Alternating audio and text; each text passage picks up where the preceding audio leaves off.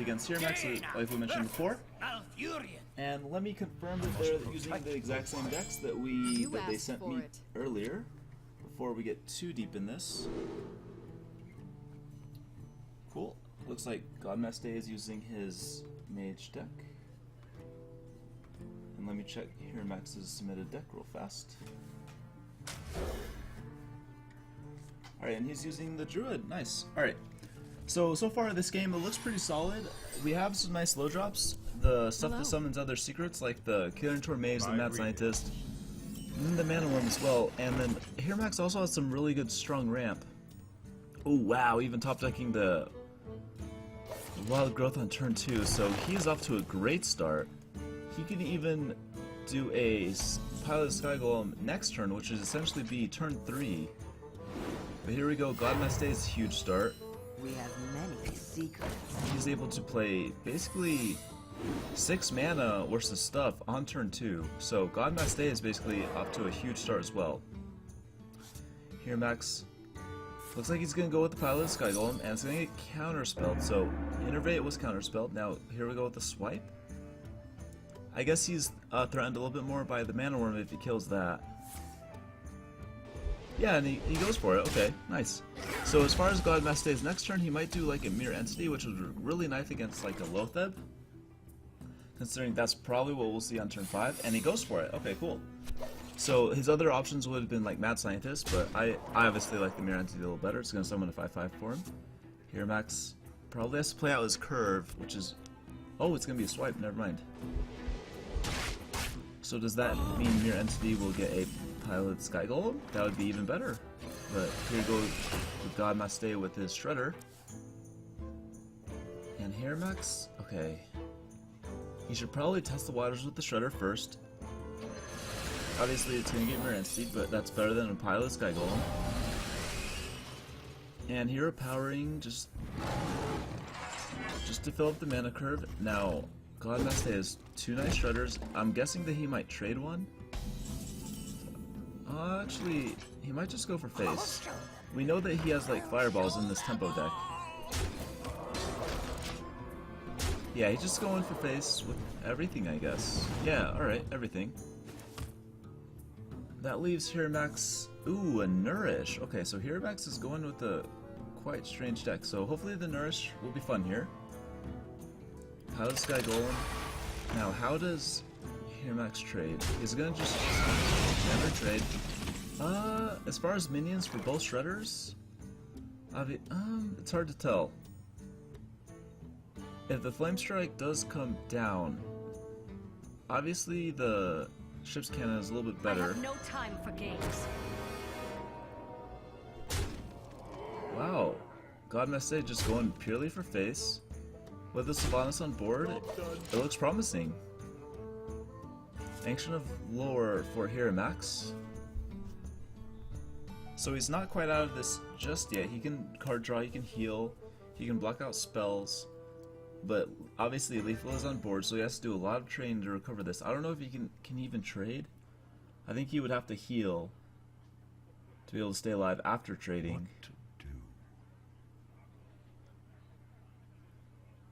I'm not really sure how he should trade the Haunted Creeper. I think this Pilot Sky Golem has to go into the Shredder. Okay, so he's gonna go with the Force Savage Roar. Ooh, okay. Interesting.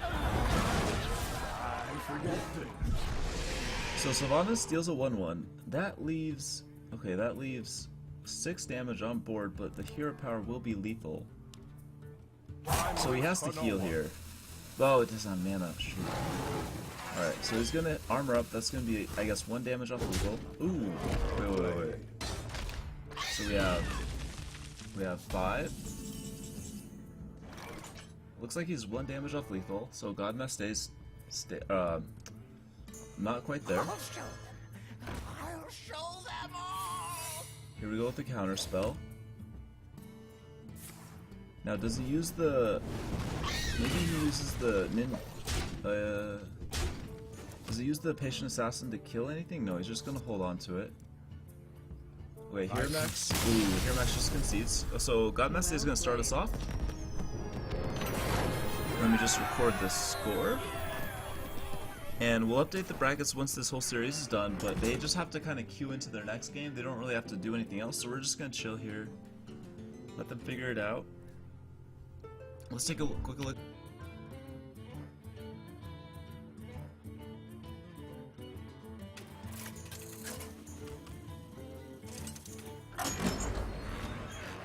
Jaina versus Malfurion.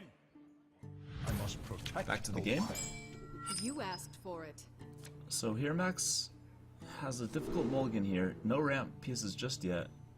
GodMaste has his lower drops. Ooh, he even mulliganed the unstable portal, which is interesting. But he got one right back. And I think it's a fun card to have. So here Max is able to get an innervate. And it looks like he's going to, or GodMaste is going to start with the unstable portal. And he gets a decent minion. I mean, that will be really crucial for any potential trades. He'll basically save a minion's life a little bit later on. I would say, out of the amount of stuff that you can get from Unstable Portal, that might be a little bit below average, considering it's only a 2-mana guy. But it should be fun anyway. It'll be definitely a surprise for Hero Max. GodMaste is able to develop a Scientist. He doesn't have any secrets in hand, but we know that he runs Counterspell and Mirror Entity. Innervate for a Azure Drake. Ooh, and he has a Kazan Mystic! That's going to be a lot of fun. Now, does Kazan Mystic seal of a... Okay, so Kazan Mystic only takes one secret. It can't take two, which, you know, is potentially a thing for Hero Max. Or, I mean, GodMaste, he could get two secrets up. Looks like Arcane Intellect probably going to be the play. Mage, not too useful just yet. No secrets to combo with it. And then turn 4 is probably going to be a Water Elemental. And for Hero Max's turn 4, looks like he wants to do a Silence of the Mad Scientist. So denying the 3 mana from GodMaste. And here we go with the Water Elemental. And let's see, that could be like Wrath for 2, and then trade in your Azure Drake for the cycle, and I think that's probably what he's going to do. I like that a lot.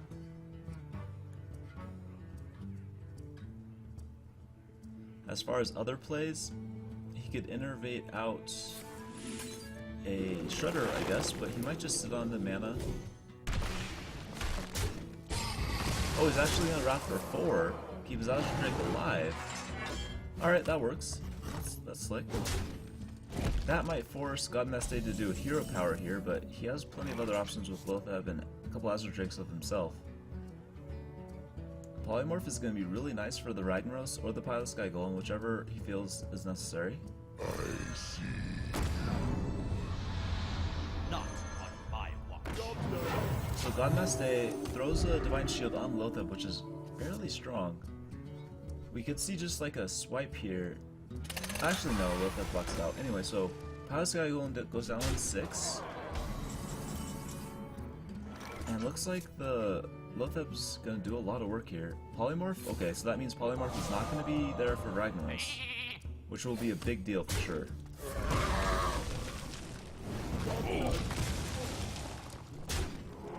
Alright, so going to face with Lothab, that means the Sheep's gonna be able to take it out. Ooh, and Hero Max is running a Mind Control tech, which might be quite useful against this Mage, considering the Mage has a lot of little minions in his hand. He's gonna start with the Ragnaros. Polymorph was used, so this might do some serious work here. It starts by killing the Lothab, which is really solid.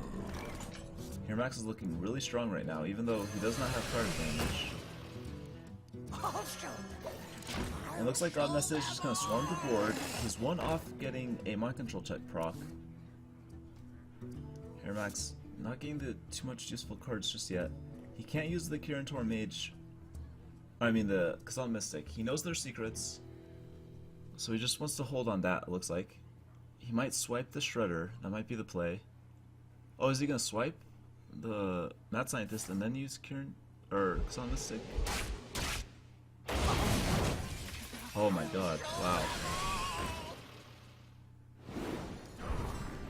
And Ragnaros hits a scientist, okay. And as far as secrets, let's check it out. We got Mirror Entity, cool.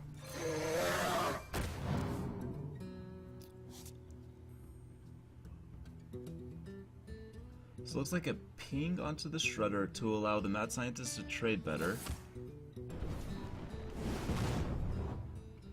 That's gonna leave 2 secrets up.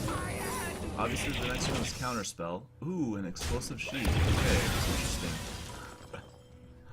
Alright, now here we go with a Xon Mystic probably.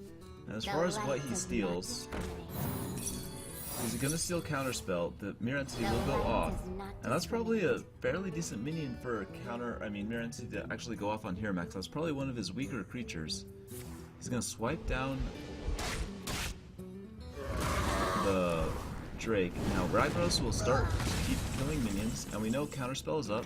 Unstable Portal might be a good proc to get rid of that Counterspell, and that's what GodMaste is going to do.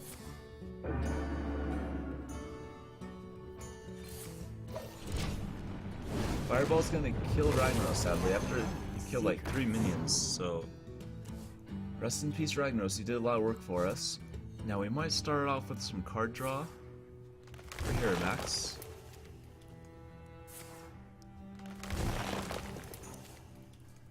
He gets to have a drawer, okay. And he throws down a naked mind control tech just to work with Savage Roar. That means that if he top decks Force of Nature, that he has lethal. There's nothing that GodMaste can essentially. Oh, Flame Strike, okay. We have many secrets. Oh, so the counterspell is going to block out any potential Force of Nature shenanigans. Ping to face. Now, okay, so looks like here Max probably wants to test the secret with Shade. Now he knows that it's counterspell. And he might just trade this whole board. Oh wow, going to face with everything. He knows that it's counterspell, so he has to get a dummy spell to essentially use the Savage Roar. Ooh, okay, so Flame Strike's gonna clear the board probably, and then Drake's gonna finish off the Armor Smith. So GodMaste is looking really good, even though here Max had a nice strong start with Ragnaros. Lotheb is gonna be pretty solid right here, I'd say. I see.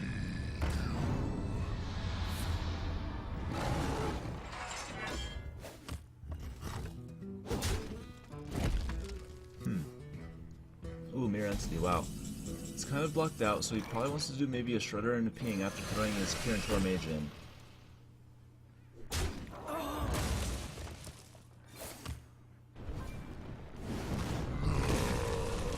Looks like GodMaste is just going to take this slowly and surely by just keeping a few minions alive at once. Druid Claw is going to be really nice to start slowing that down. He's probably going to, you know, still run one minion in, then Frostball, so slowly but surely. Oh, is he gonna... Yeah, he knew that that was counterspell. So it looks like he's just kind of waiting for a Force of Nature, which he has not seen one yet. 12 cards left in the deck, and that means lethal whenever he does get the Force of Nature. Mirror Entity... Sylvanas? Okay. He's gonna trade in his Shredder probably. Maybe Frostbolt for... Ooh, wow. Okay, so he has to... If he gets Force of Nature here, that's still lethal. He has to trade one tree into the Frostbolt front. Then 2 more trees can go to the face. Okay, Wrath. That will probably keep him alive a little bit longer if he Wraths for 3 on the Drake.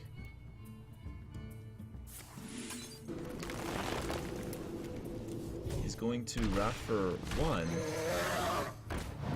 He just I'm sorry. lost the game doing that. Okay, anyway, so GodMaste is going to take game number 2. Well, That means that GodMaste will take the win over here. Okay, we're setting up the next game. Let's take a look at the brackets, if I get this lined up properly. The next game is going to be GodMaste versus Loki. And as far as that game, GodMaste won with here Max losing. So let's take a look at the next game. And You here we asked go, for Loki versus GodMaste. And okay, looks like we can't see Loki's hand, so we'll just let him know real fast.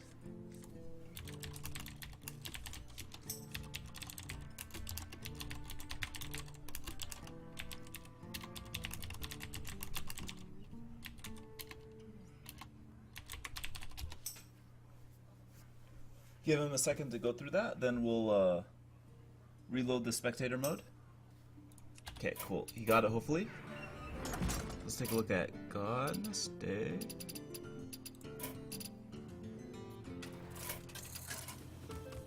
Yep, and Loki's got it right there, so we just have to wait for this to load, and then we'll be able to see both decks. versus And let me Malfurion. take a look at GodMaste. I must protect the light. He's submitted You deck. asked for. Hello.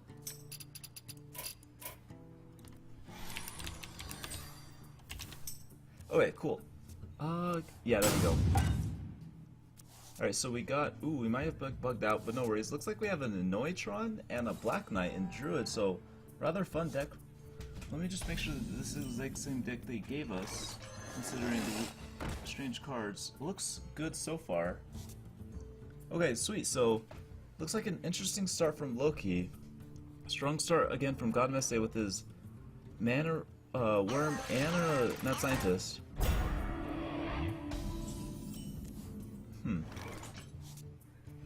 Will he proc the bubble here, or just kind of hold on this man? Okay, so he's gonna proc the bubble. That could mean, okay, looks like a shade would be really nice.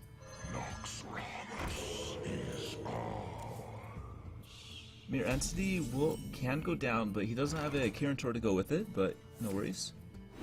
Coin's gonna be really solid, kill the Noitron. He's gonna summon a Water Elemental, okay, that works. So he's actually gonna sacrifice his Mad Scientist's health over his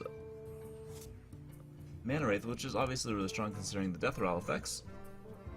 Now a swipe could possibly be used here, along with the Innervate Hero Power to do a lot of work on the board. Or maybe he's just trying to do a silence onto the Mad Scientist.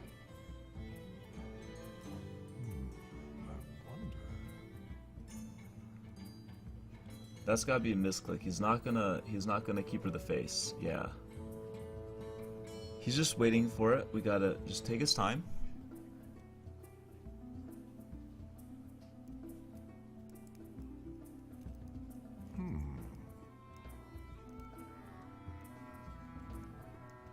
I must safeguard the land. So he chooses to do 2 damage to the Mana Worm, which is quite interesting. I guess he felt kind of threatened. He's gonna keep the Shade in stealth. Now here we go with the Shredder.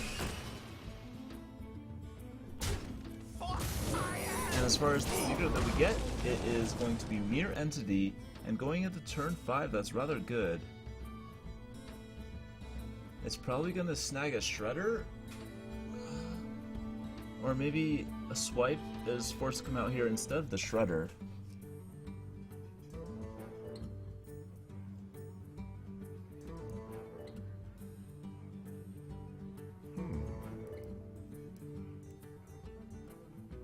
Swipe would only kill 1 minion, and he might be trying to kill the Shredder and then uses his Shade to kill the second half. I think that would be decent. He's not going to use Innervate. I don't think there's really too much to Innervate, to be honest.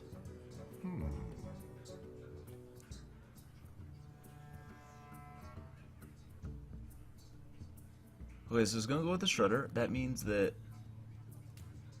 it will get Mirror Entitied. So he's trying to figure out what the secret is. He might be using the Innervate as a bait. I think that's why he would play it. I think that would be the only one that makes sense. But you know, if it does go down, the Innervate wouldn't get much value unless he throws on a naked Black Knight. So there we go with the Shredder. A decent minion for the Druid to get Shreddered, considering Druids generally have bigger minions than that. Mad Scientist. Wow. Mad Scientist is summoned from that trade, so quite lucky for GodMaste tonight. He's gotten 2 Mad Scientists. Crossbolt's gonna clear that guy out. Oh wow, both players getting Mad Scientist. A little bit more value for the mage, obviously. And this secret, let's test it. Let's check it out. It's counterspell. So that means innervate or swipe might be a victim to that. BGH probably not going to be used too much in this tempo mage. Same with Black Knight. So Loki is running a lot of hard counters that aren't going to get too much use. Hopefully we see Kazan Mystic as another hard counter, considering it's kind of crucial in this matchup.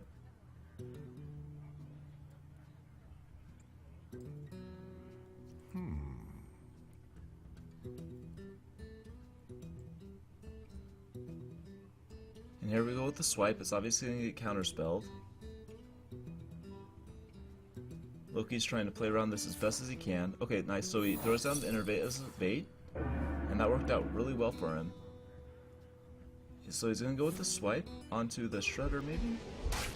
Ooh, okay, onto the Water Elemental. That means a hero power just for the armor. He's not going to be able to attack. So, looks like Sylvanas is going to come down.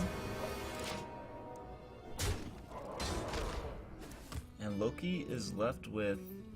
He could innervate out Cenarius. That would be really strong. This is a Mirror Entity, though. So Cenarius getting Mirror Entity, that's probably not what you want to see. All these secrets are just really, really blocking out Loki. He just kind of wants to do his thing. So if he does innervate here and it goes through, that means that he knows it's Mirror Entity, and he probably does not want to play Cenarius into that. I've got the beast in my sights. So he's gonna play BGH, which is smart, I've got the beast in my sights. but he's just falling way too behind on board. Well played. He's almost just gonna kill himself. So as far as lethal, we see 13 on board. Yeah, it's okay. Should be lethal right here.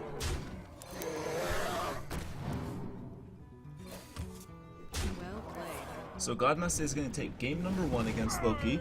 Alright, obviously a really fast commercial break, but here we are in the game 2. Same decks, so hopefully Loki, you know, he has a lot of big minions. The Mirror Entities really block that up, and he even has Lauren, so he is having a really fun deck right here.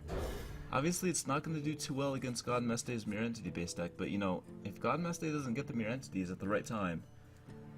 Ooh, the Druid even has a nice ramp right here, so this could be big. Hopefully Hello. the Mirror Entities don't make this game too one-sided.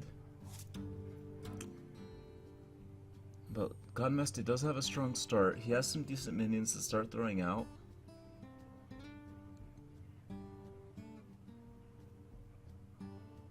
Loki looking to start... if he coins Wild Growth, usually you do that when you have a shade. He has no such shade, so doing it next turn is fine. That means he'll just do a Shredder right after. Yeah, and he didn't even top deck a shade, so that was a smart move, saving the coin.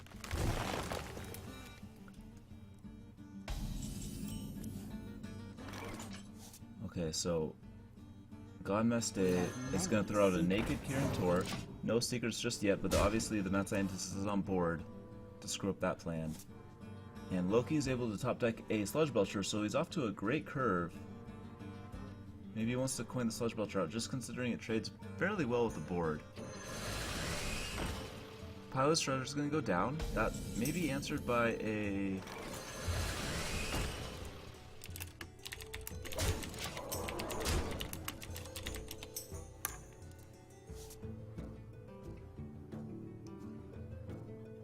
So here goes... He gets the Animal Cub in his deck as well, so this is like rather strange, but obviously fun Druid deck.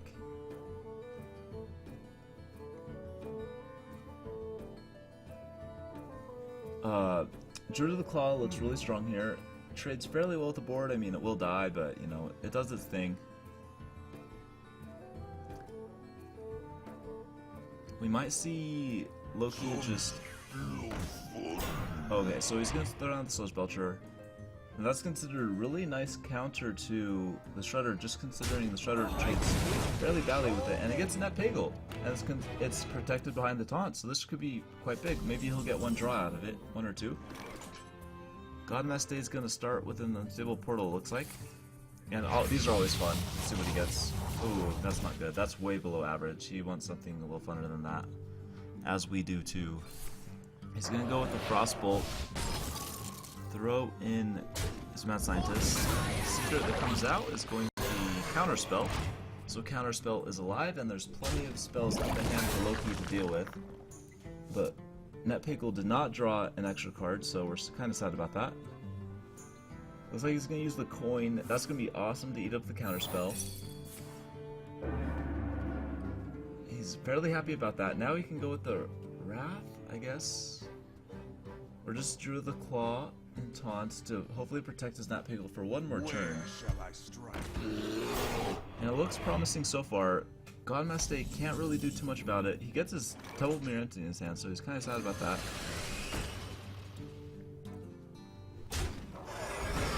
Ooh, yeah, Netpickle is gonna stay alive. Okay, so the Shredder does summon a Goblin Stalker, so fairly decent, interesting. Not the most amazing minion, but Netpickle finally draws an extra card, so it's been on board for 2 times now, so the 50% chance is real. And here we go with the Wrath for 3. And then that would also allow him to summon a Sludge Belcher after that, just to protect his Netpickle even further. Ooh, okay, so both those minions die very well to a Sludge Belcher. He's gonna Wrath for 3. I would feel more comfortable if he just did the Sludge Belcher, but he knows what he's doing. We won't judge. He's gonna go with the Hero Power. I guess save a Sludge Belcher until he feels a little bit more threatened.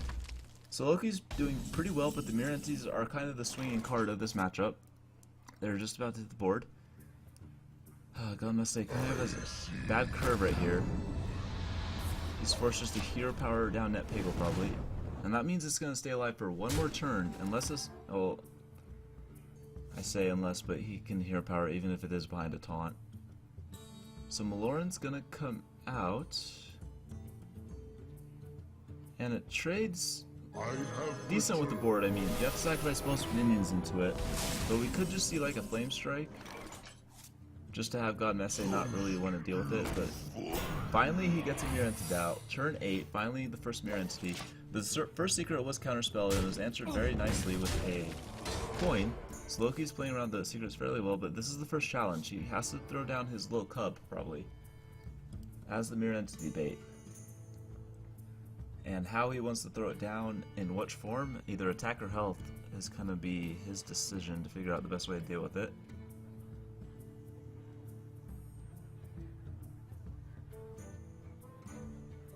What to do? So the cub's going to come down in attack form, and I think that's just to challenge the board a little better.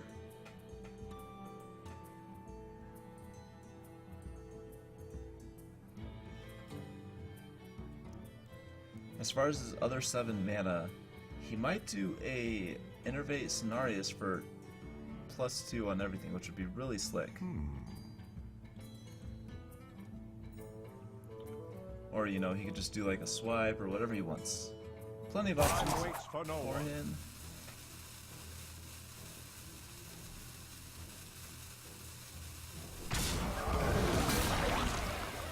Really on the swipe, okay. And he chooses to kill the goblin with that. And Hero Power down either the Sludge or the bear. So the bear's gonna die, we're sad about that. Cute little bear. And that leaves him in a fairly decent spot. We might just see a Flame Strike here though, even though Malora, yeah. So Flame Strike does go down, Malora's gonna go back into the deck. And Loki's down to 8 life. He has taunts. He has plenty to work with here. We could even see him like do double taunt. I mean, with the Cenarius and like the Neutron after an Innervate.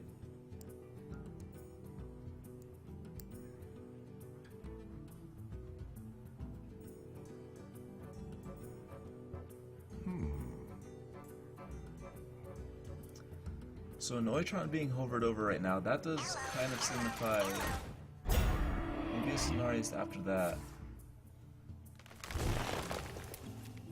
So that means Cenarius will not get Mirror Entity, considering just went down on the field. Counterspell? Decent draw, I guess. I guess he wants to cycle, look for a Fireball. Fireball is obviously lethal. He gets Dr. Boom, so that's really nice. Trying to figure out the best target to ping. Sub a Mirror Entity. This Mirror Entity, sadly, is probably going to get Sludge Belcher.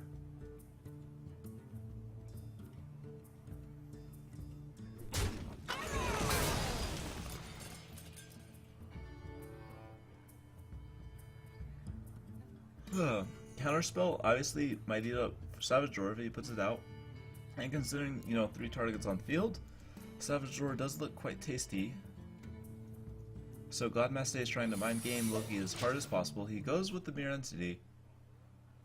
So that means Keeper of the Grove would be a decent target. If he does Keeper of the Grove, he'd definitely be playing around the Secret the best. That means he might just trade a Treant into whatever he deals 2 damage to. Either if it's Azure Drake or Lotheb.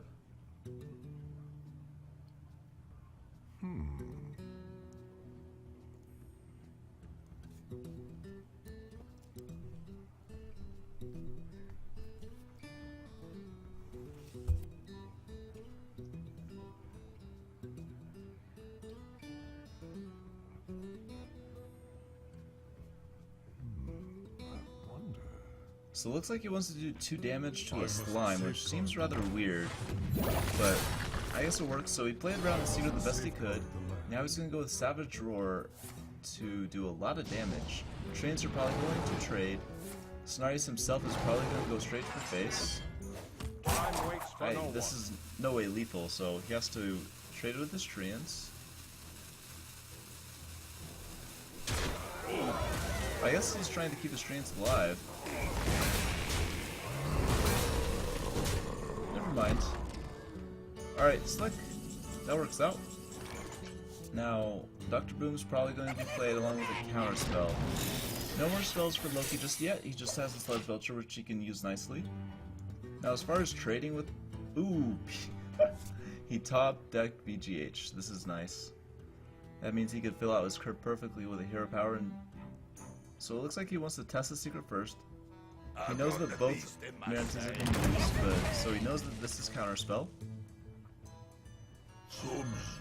And Loki's looking good to take this game, even though he's only down to, 8 life.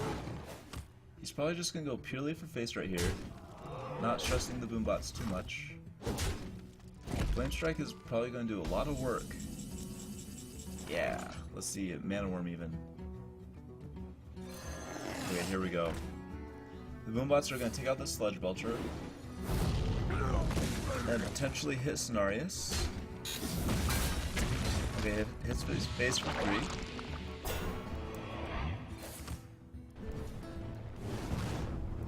GodMaste playing this really smoothly. Cenarius does die, sadly. Keeper of the Grove, okay. I guess that can be used with a hero power to kill the Mana Worm. And that leaves this game kind of at a stalemate. With both these guys top decking, and I would think that the Ramp Druid would have an advantage in a top deck war. So we'll see how this plays out. I'm voting for the Ramp Druid.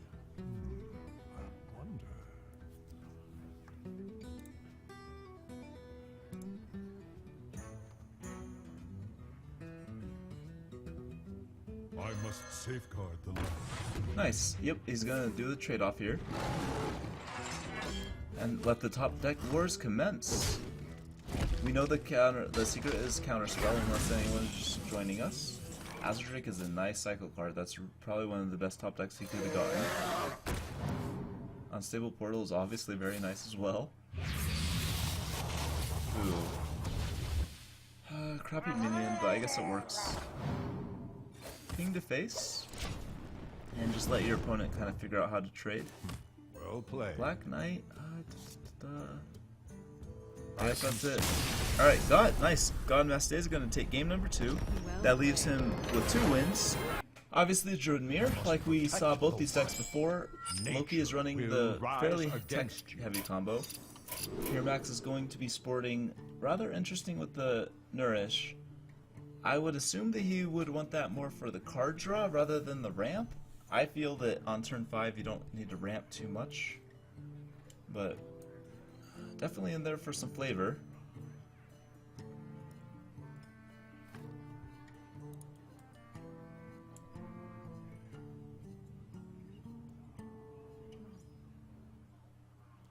These guys definitely taking a long time in their mulligan. I think they're just trying to bluff each other out. You know how you do. You just kind of watch your opponent's mulligan. And as far as advantage, obviously the wild growth does kind of weigh out the advantage of the innervate, depending on what you get innervated. But here Max having the double wild growth, does that mean that he coins? Even though he has no 3-drop? Maybe. Yeah, looks like he's going to coin wild growth. Loki's rather sad. He has no wild growth of his own, but he might top deck it, so just hold on to your britches, boys. We're gonna see a top deck here. No, not so lucky. So I guess he just has to throw down Naked Thanos. He might just die to a hero power, but does here Max go for a second wild growth? That means that he's gonna have 5 mana next turn for his Azure Drake. Or he might just go balls to the walls with the Nourish card draw, something like that. Loki's able to innervate out a Sludge Belcher, so both these guys curving out nicely, even though here Max has a nice little advantage so far. Looks like a Noitron is going to be the play, just to essentially protect his Thanos from any hero powers. And that looks nice. That means that maybe next turn he wants to innervate out Sylvanas. Here Max turn 5, what does he want to do? He wants to Shade along with the hero power, just pop the bubble maybe. Azure Drake also obviously works. Now Wrath, okay. Ooh, wow. Loki's sporting the Ancient of War.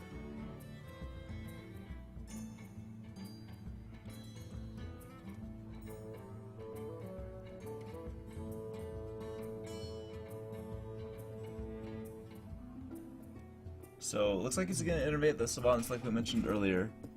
That means that he'll have a nice turn 5 Sludge Belcher, followed up by potentially a Black Knight if here Max plays any taunts, but he doesn't have anything like that just yet.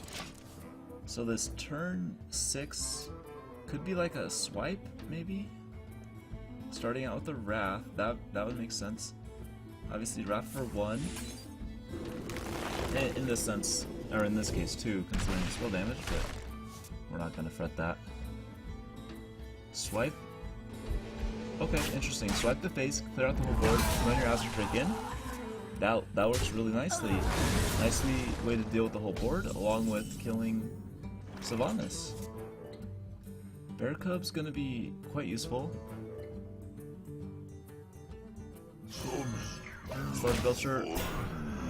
Okay, and that means that no taunts just yet for Hero Max, so Black Knight might not get played just yet. Some nice card draw, and looks like, yeah, he's gonna use the Nourish a little later on to draw 3 cards, right? Yeah, 3 cards. I guess the Druid's version of Sprint.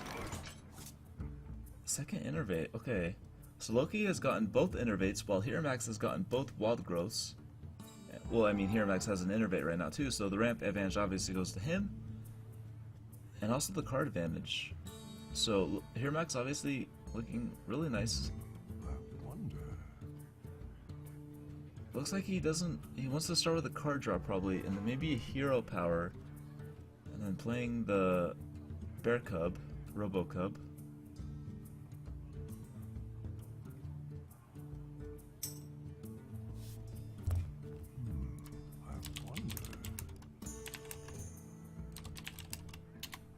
Gonna answer Terry's question real fast.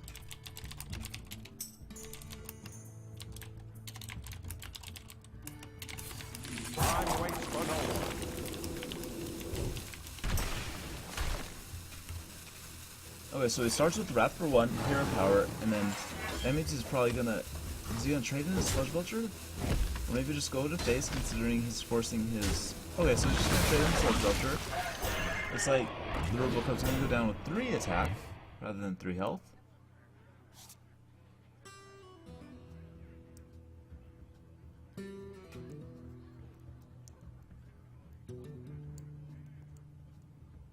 So here we go with Druid of the Claw and the Shade. So that trades fairly well with the board. Can't quite kill it just yet, but Black Knight's probably going to be used here. That's probably one of the bigger taunts. I think he would probably want to kill a Druid of the Claw over Sludge Village with Black Knight. And he's going to go for it. That's a nice swinging turn. Obviously, the face with everything else. Now, here Max can answer back. Let's see. He has a lot of options. I mean, he probably doesn't want to reveal his Shade just yet, considering how late this game could potentially go and how he does have card advantage. He'll be able to stabilize, probably. I wonder. So he's going to go with another ramp option. That would leave him open to maybe a Innervate Kazan Mystic after. Or if he gets a Shredder, Shredder probably has priority over the Kazan Mystic. Ragnaros also works. Does this mean he trades his Shade into the... Yeah, okay. Trades his Shade. Oh, and he gets the best target. So Ragnaros doing a lot of sniping tonight. Loki getting his Wild Growth on turn 8, which is one of the worst possible times to get it. But it, you know, still is nice for a card draw a little later on, so it shouldn't be too bad. Now, looks like Loki wants to do 2 damage to Shade, which would be nice. What? He has no BGH for Ragnaros, so here Max getting a little bit lucky there.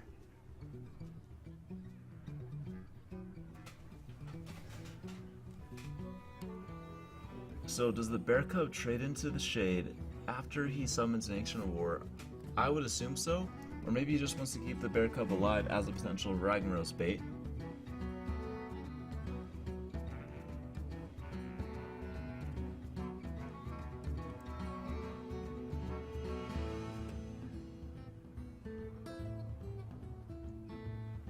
Time waits for no one. So he's able to finally summon the Ancient of War. And he's gonna trade... Okay, so he's gonna trade into Shade. That leaves Ragnaros with a kind of a tough target to actually kill there. Sadly, this is one of the few times that 8 damage won't actually kill a minion. Here Max is gonna start with some Cycle. He gets a nice protector there that won't essentially just die to the Ancient of War. Where shall I strike? Yeah, and he goes for it, okay. Ragnaros is gonna actually hit the... Ragnaros getting way too lucky tonight. So he hits the minion. Does that mean Loki is forced to... Interesting. The Black Knight was not a swinging enough turn to outpace this Ramp Druid with the double Wild Growth. And obviously here Max says... Ooh, okay. So going with Maloran and a Keeper, maybe he silenced the Bear just to kill the Azure Drake, it looks like. Yeah, and I guess that's the play. Now, Savage Roar... Whoa. Okay, I was trying to think if that was lethal, but he doesn't have a way to silence his own Rag. Oh my god. Is that lethal anyway?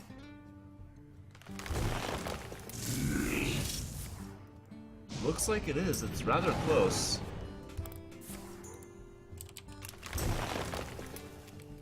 It's gonna even innervate a hero power off, so... Yeah, looks like it's perfect lethal, even with the innervate hero power. Perfect lethal right there.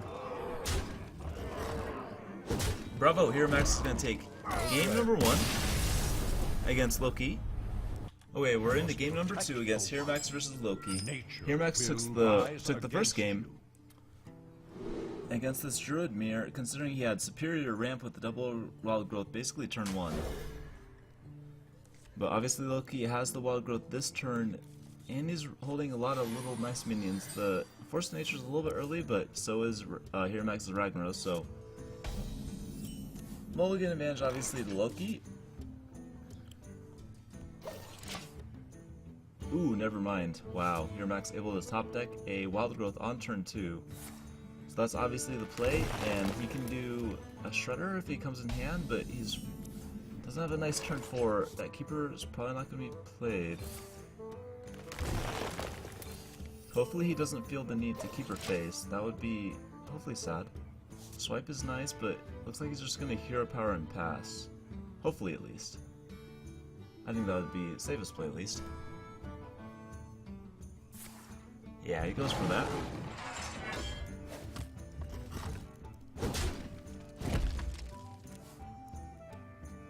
Alright, so for Loki's turn, he can do a bear cub along, or he could just coin out a Druid of the Club. It looks like he wants to do the bear cub.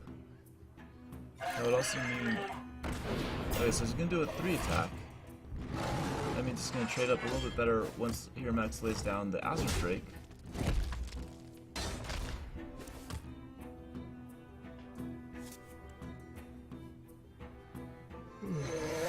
I'm guessing we might not see too much mind control tech value from this game, considering druids really only throw down. Ooh, wow. The Dr. Boom could change the mind control tech value equation, considering Dr. Boom is 3 minions in itself. So here Max threw down the Drake rather than doing like a Keeper for 2 damage, but Loki can answer quite nicely with a Druid of the Claw. Trades very well with the board, and then save coin for next turn for Dr. Boom, which could potentially be mind control tech.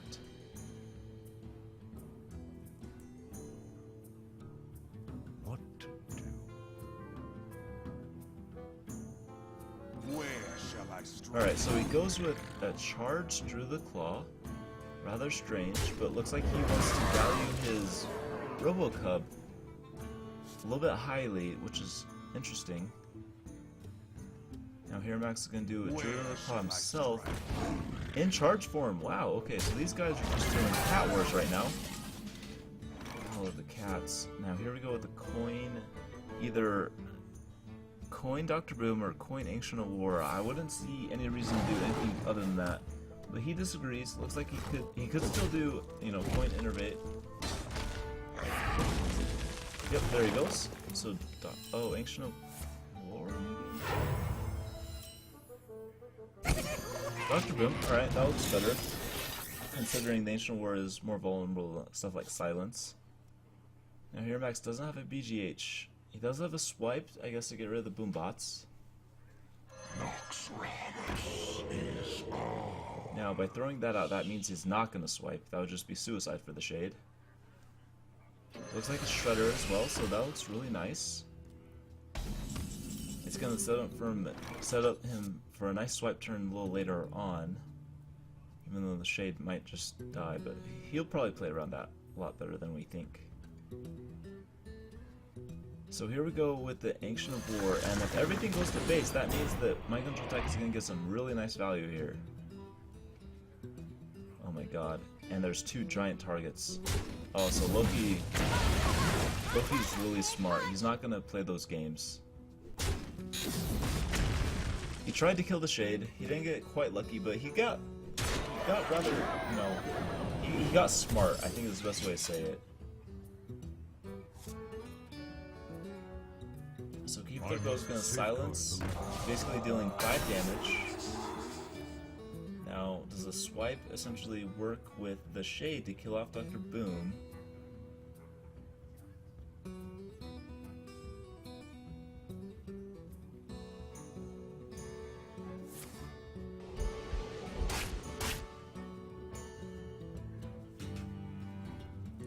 Looks like that's what he's gonna do. And just set Micro Machine to face. It's gonna go up to 3 damage. So a Wrath is a really nice answer to it. I was getting kind of worried how he would have to answer that. It looks like he doesn't need to sacrifice his face health. He's just gonna use a Wrath to clear it out, and probably the Silence Ancient of War to clear out the Keeper. And we have to say, looking at the hands, it looks rather even, but Ragnaros will be kind of the swing play, depending on how accurate it is tonight. We have seen it do a lot of work tonight anyway, so whoa. The light does not. Okay, cool, so Loki is just setting lethal for next turn, considering he has the combo in his hand. And he feels fine with that. Going on to turn 9, perfect as well, so what needs to happen? I guess a Ragnaros Savage Roar, okay.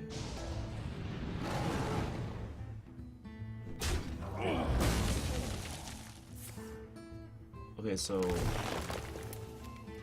it's gonna heal, but that still is lethal. Yeah. He would have been better off. Oh, actually, yeah, it's still lethal. So he couldn't have really done anything there. And here we go with Loki. So this match is basically tied. We'll just wait for these guys to finish out the official game, and then we'll go to a quick commercial break to allow the next opponent to be matched up.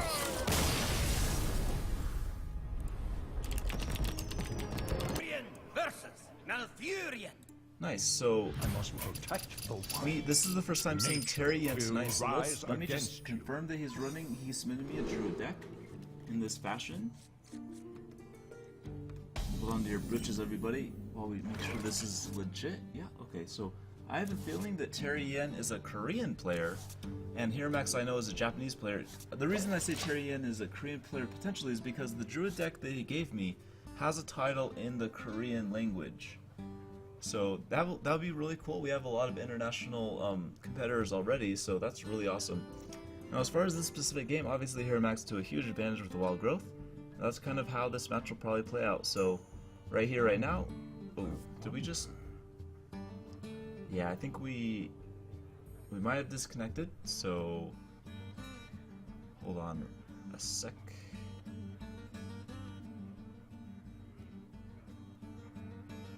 Yeah, let's just reload this. Hold on, everybody. Or not even be right back. We'll just reload this.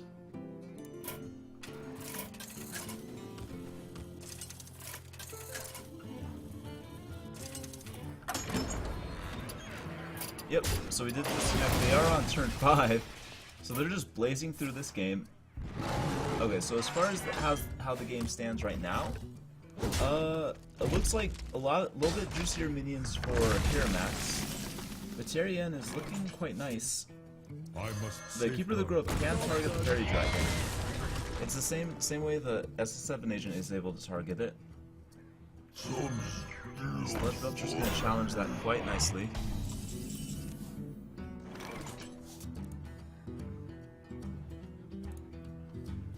Now Swipe, maybe along with a Wrath for 1. I would like him to see Wrath first, considering you get the card draw. It's always nice to card draw first, but probably wouldn't change his play anyway, so it works out. And a nice Keeper to finish off the slime. And here we go with Terry. He's Where gonna shall I strike? put down some nice minions of himself.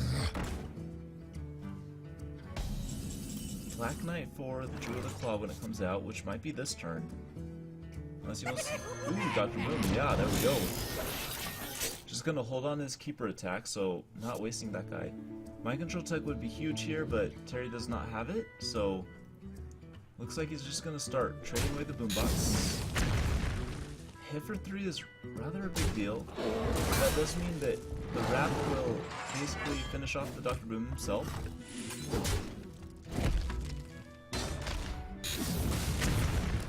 But we do have to remind ourselves that Dr. Boom just kind of absorbed one spell, one huge minion, and dealt 2 to the face, so yeah. Dr. Boom definitely gained a lot of value there, even though he died rather easily. At least it looked easy. Ooh, turn 8, wild growth, not the greatest, but card draw a little later. So HeroMax is able to develop a really nice board here. Now here we go with the Cenarius for 2 TerriEN taunts. Trades fairly well with the board. A Swipe would be nice. He has the Azure Drake for the extra spell damage, so he even has 2 Azure Drakes, so he can juice this up to 6.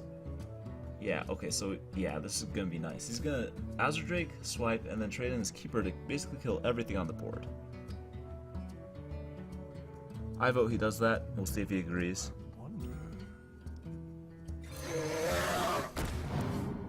Oh yeah, there we go.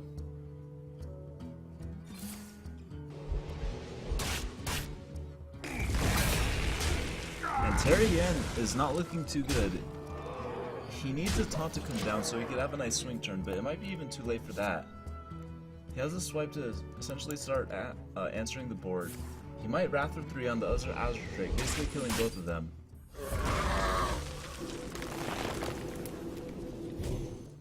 Ooh, he's gonna Raptor 3 on the Shade. I guess he feels that more of a threat.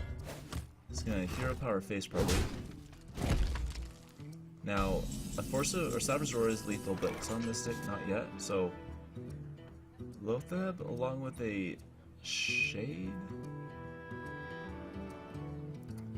TerriEN needs him to throw down the Druid of Claw, but he's not gonna do it. He's gonna throw down Lothab, he's not gonna play in the Black Knight. And here Max. Oh, okay, so yeah. Oh wow! Nice! There we go. And he doesn't even play it in taunt form, so that's really nice. So here Max is gonna take game number 1 against Terry. Alright, the next game is loaded up. TerriEN versus here Max. Here Max did take game number 1. Against you. Yeah, and everyone is playing Druid. So, yep. GodMaste is the Mage player, so he's probably happy about that, considering his Mage does have Mirror Entity in it. So that's cool. Kind of the Druid's bane. Alright, so as far as the starting hand, obviously Terry has the nice advantage. Here Max has his combo pieces a little bit early, but you could try to play that to advantage by going straight for face pretty much every turn. He doesn't want to coin out the Shade just yet, considering he has a nice 4 drop too, so he has a nice curve out from 3, 4, 5. And potentially 6 if he wants to coin out the Harvest, or I mean the Ancient Lore. Oh, okay, wow. So he's going to coin out the Shredder. That's going to leave him kind of with a dry turn next turn. Probably just a Shade. So these boys trade Shredders. And hard to tell, but I guess I would give the advantage to here Max, considering that minion just trades better and armor probably isn't too relevant. So let's both of us gonna come down. And he's just gonna go to face with the Auto Barber. Let me see what this is. Goblin Auto Barber. Wrath's gonna come down for 1. And another Shredder. So, as we said, TerriEN, he got the ramp, and he has the position on board. Here Max is able to cycle.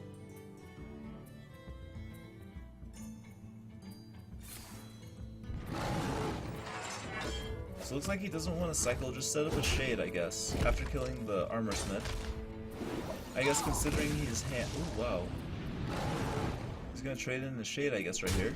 And try to kill the Shredder? Oh no, never mind. He already used his attack onto the Armor Smith, so he didn't have the additional attack. So TerriEN set up a Sludge Belcher along with a Hero Power. Okay, so finally here Max gets a Wild Growth, but a little bit too late. Now, will he go for a cycle? Maybe a Lothab? Oh, he's actually gonna ramp until Ragnaros next turn. And I guess that's how he's gonna try to win the game, is keeping Ragnaros on the field for a long time.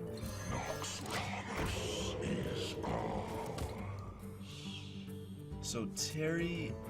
Where shall I strike? Okay, so he does another 5-mana taunt along with the Hero Power, and then even a Zombie Child to follow that up. So he is looking to get lethal basically next turn. Even without any combo from his hand, he probably has it on the board. Ragnaros has to get really lucky, probably kill the Druid. I mean, there's a couple 4-attack minions, so when he kills a decent minion, that's going to heal him, I guess. Okay, let's calculate. We got 8, we have 11 plus 6. So plus a Hero Power, that's perfectly lethal, right? Nice, so it looks like Terry's gonna take this and basically even out the score. Yeah, perfect lethal. Well played.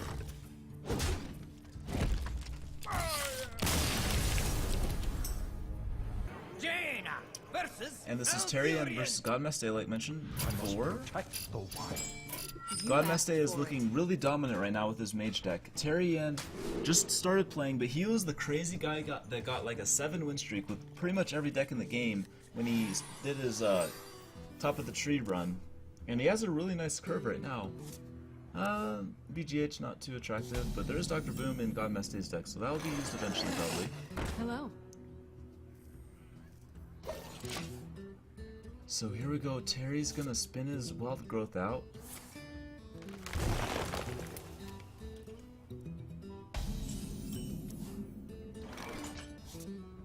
Okay, so here we go with the math scientist. And he has the Arcane Intellect for next turn just to juice up his mana worm, but he might have to ping down the Shredder, depending on how he wants to play that. If he wants to take it slow, ooh, okay, so he's gonna go with a coin water elemental, and then maybe, I'm not sure how he wants to trade this, maybe going all for face, yeah, alright, all for face works. TerriEN can do a Sludge Vulture and then maybe kill the, yeah, mana worm. I think that was a solid play. Now, Sludge Vulture might absorb a Fireball right here.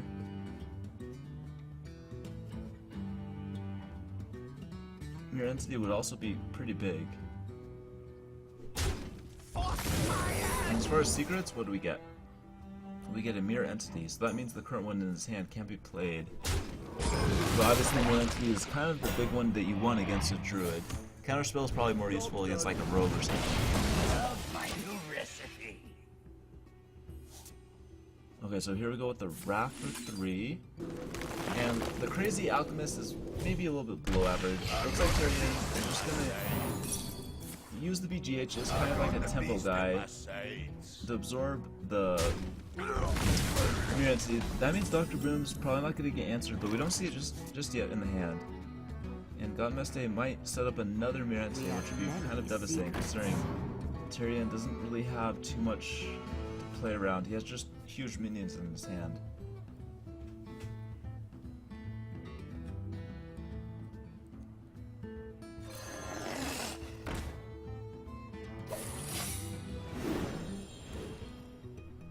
Okay, here we go. Dr. Boom. Ay, it's gonna get Mirror Entity. Oh my god. Thank you. GodMaste is obviously really happy about that. But obviously TerriEN has the boombots behind him, so he's gonna start with a Fireball on the Boom himself, ping it down, and then just start working on the boombots eventually after getting past this line. So, alright, I guess that works. Now, TerriEN is gonna go with a swipe, maybe even a Savage Roar to juice up his boombots. First one did not get lucky, the second one will get lucky, nice. So Dr. Boom is out of the way for both players considering both players got it. GodMaste still has his in his deck that he'll get eventually. He's gonna probably start with some card draw followed by a Shredder. Counterspell's gonna be nice. That might absorb a Savage Roar eventually, but not quite yet. Sludge Vulture counters the Shredder quite nicely, considering the trade is quite favorable for the Sludge Vulture. Going with the Hero Power after that. Ooh, okay. And a Murloc. Okay, that's interesting.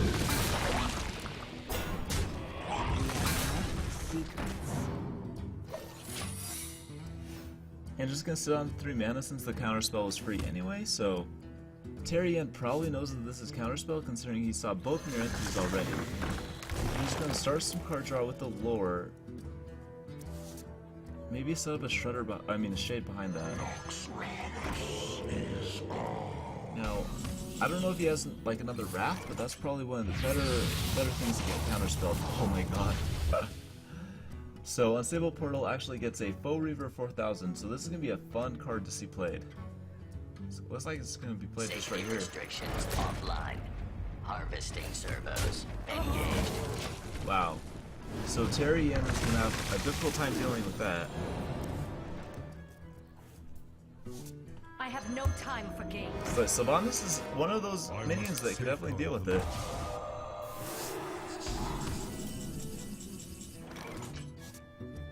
but he goes with the silence on it, so it's not going to do its cleave damage. It's going to start by taking out the... So the taunt's crucial. Oh wow. He's not going to worry about trading, he's just going to go for face. Now, Innervate's probably going to soak up the counterspell, that's what he wants. Now here we go with the Savage Roar probably. Introduce up all his guys. That's going to do a lot of board work probably.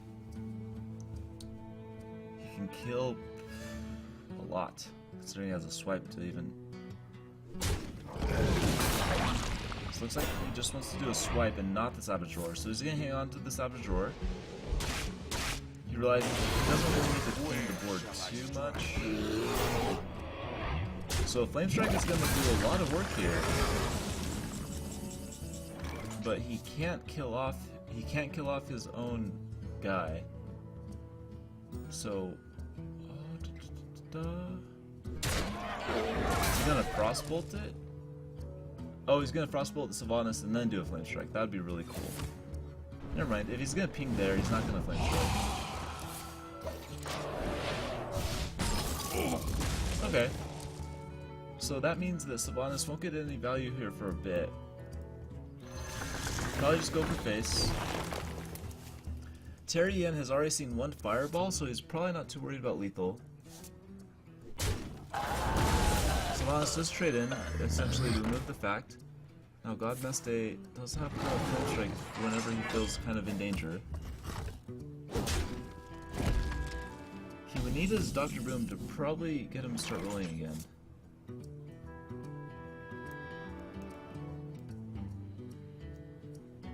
Both these guys' hand look rather awkward, so it might turn into another top deck board, to be honest.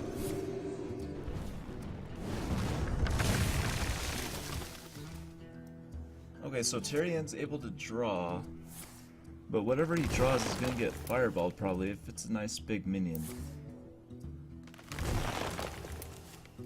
Ooh, second Savage Roar. So that means that he has the double combo in his hand whenever he does get a Force of Nature. But that does mean that GodMaste needs to be around like 22 life, I do believe, is the lethal point for that. But GodMaste has plenty of answers, but no actually cards to get him in. TerriEN Black Knight's not going to be useful too much, so he's just going to throw it down naked. Now, depending on if it gets fireballed or polymorphed, the result will probably be the same. Azure Drake is really nice. You might use the Azure Drake in combination with Fireball and Frostbolt to get lethal. I'm probably not going to stress it just yet.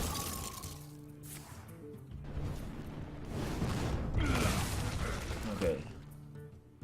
So whenever he does top deck the combo, he's going to be 2 damage off. Maybe a Wrath for 3, and then the Hero Power to clear this out. Yeah, okay. Wow. Interesting game. Unstable Portal is going to be really nice. Start with that, see what you get. Last was Bow Reaver, this one is going to be a really I have crappy no Murloc. time for games.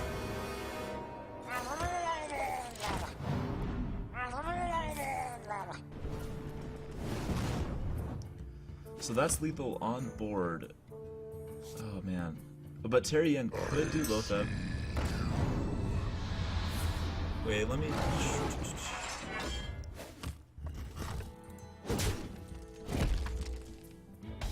So Lotheb's gonna actually save him. Actually no, he can just Fireball for 9, I guess. Yeah, that's what he's gonna do, dang it. Alright, so GodMaste is gonna take game number 1 against TerriEN. These guys have to go... Okay, here we go into game number 2. This is TerriEN versus GodMaste. The first game did go over to GodMaste with his, you know, the Druid deck, or I mean the Mage deck that's been kind of dominating all these Druids. He's been pretty much fighting them exclusively tonight. Okay, so GodMaste has a fairly decent start. No ramp just yet for TerriEN.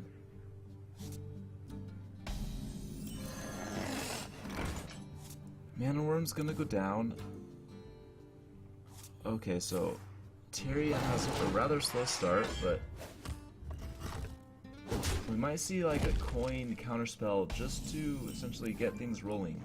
I mean, you could do coin. Yeah, yeah, this is gonna be really nice. We It's have basically a next 6 secret. mana turn on turn 2, so the ramp is real for this mage. TerriEN's kind of have to be running scared. But the shade's gonna be really nice to work with there. I'll show them. I'll show them all. Alright. So we're just gonna go with face with everything. He had no other choice. I mean, the Satyr was in stealth, so not a big deal. Terry's able to develop a Shredder to start answering this board. Now, GodMaste. Looks like he's just gonna ping down the shade, or Shredder. And that means that he has both his secrets up. Yeah. Okay, and just going to face with everything. So, TerriEN on turn 5 is down to 14 life already. Savage Roar is going to take care of one of the spells. Now he's able to do a Wrath. I think that's what his goal was there. And then use his Shade to get rid of the Mana Worm that got up to 3 attack from a coin Secret Blade. Maybe just a Azure Drake rather than... Okay, that makes sense along with the ping. That works well.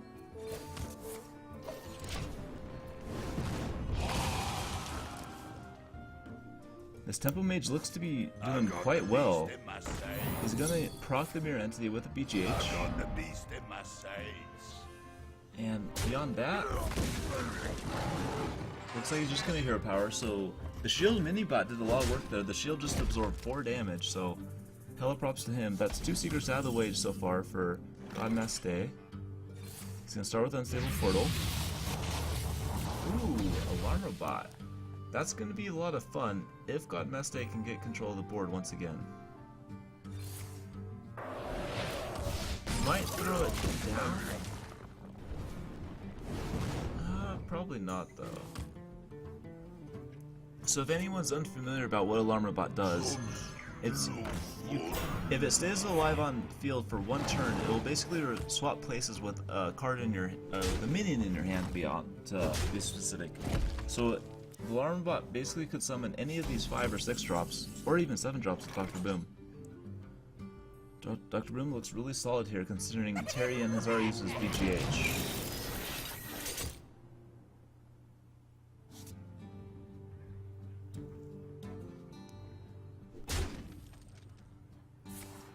Alright, so he's gonna start with the swipe. He traded in his alarm.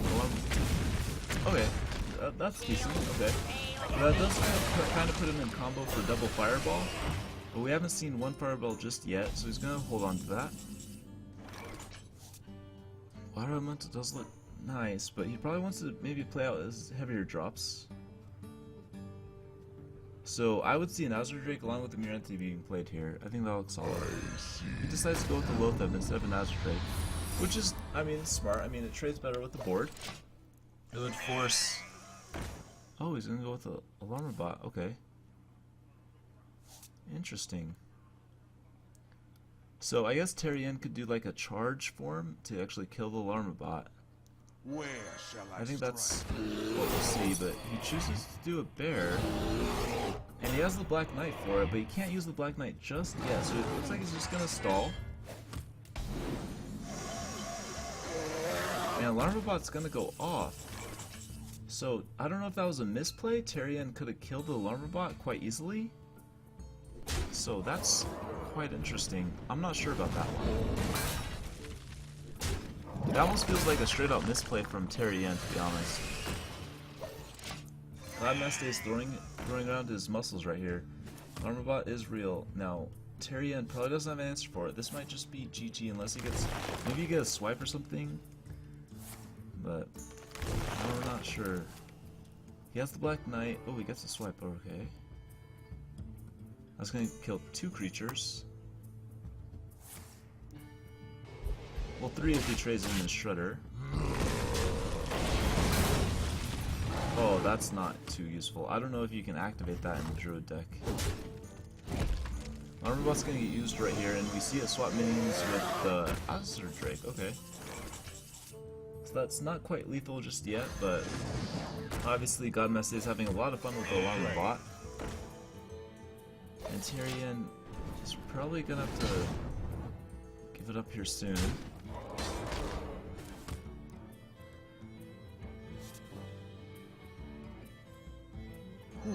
Scenarios is a nice top deck. That's probably going to save him. But I have no time for games. yeah, I would say the Flame Strike is probably just going to end the game. Alright, so GodMaste is going to Well take game played. number 2. And here we go.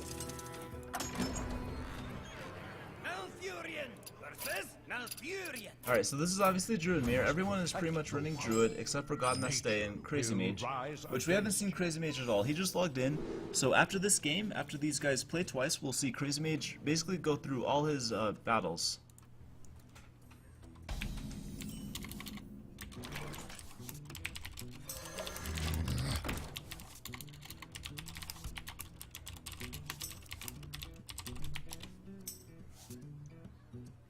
Okay, so no ramp just yet for either Druid, to be honest. So I guess this is what we'll get if we don't see any ramp, and this will be a nice, interesting game.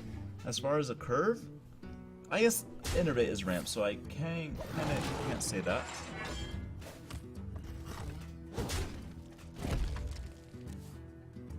Oh man, Loki's still not able to get his ramp, but he'll have to use maybe a coin next turn just to get out a Shredder. So it looks like he just wants to throw down Thanos right here to absorb the 2 damage.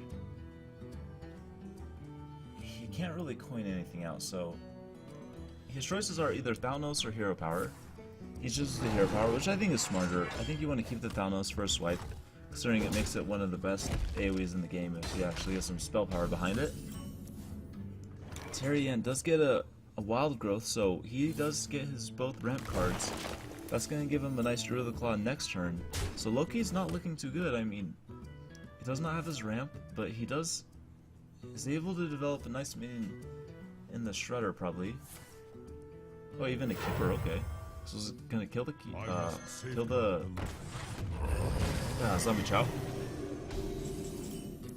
That'll allow him to curve into a Shredder next turn. Where shall I strike? Bear form goes down, and I guess Loki could kill it here with a swipe, but probably not. Just gonna hold on to that attack, summon a Shredder.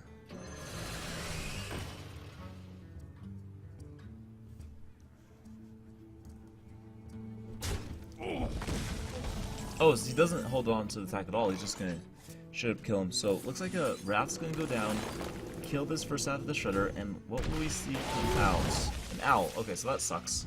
That's just gonna die to a Hero Power.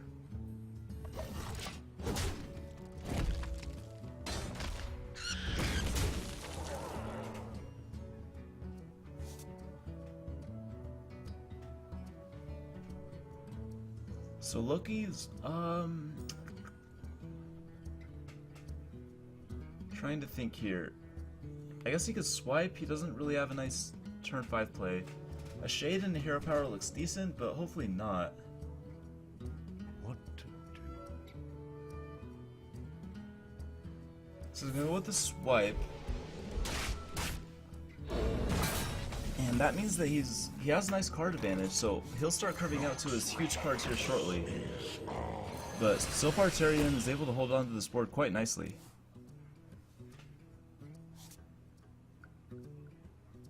I have no time for games. And there we go with Sylvanas.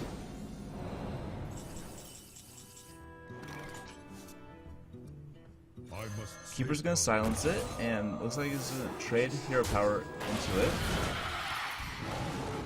And he gets a Mana Wraith. Okay, so that's obviously a little bit bad for Loki, considering he doesn't have board control and he has plenty of minions he would like to play. He could have played like a Sludge Belcher and a Cub this turn, but he's gonna be forced to stick with one. Yeah, okay, so he's forced to do with the Sludge Belcher. And TerriEN is probably gonna keep that Mana Wraith alive for quite a while, considering it really hurts Loki more than it hurts Terry. But never mind, it looks like he's just gonna trade it in. Wait. Does he trade it in? No, he's gonna keep it alive. Yeah, I like this play a lot. Like I said before, I think it definitely hurts Loki a lot more.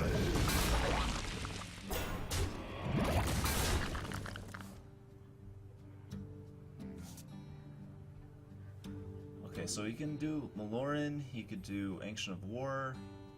He has some options. He can do Dr. Boom. He has a lot of 7 drops that now are 8 drops. I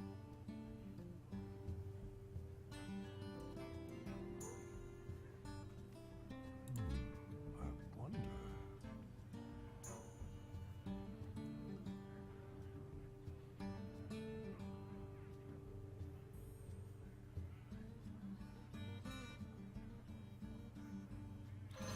So he's going to go with the Ancient of War. I think that's a smart decision considering how well it will trade at the board, but I think Cenarius is going to come down here and give 2 to everything. That means that these trades are going to be quite well. Does he choose to keep... Okay, so the mana rate is going to die. I thought that he might keep that alive a little bit longer, but looks like he decides otherwise. But obviously, you know, Lethal's on board, so he doesn't really care too much. Loki, can he survive this? I guess his Cenarius would be his best bet. Force of Nature, potentially. He doesn't have the second half of the combo to clear.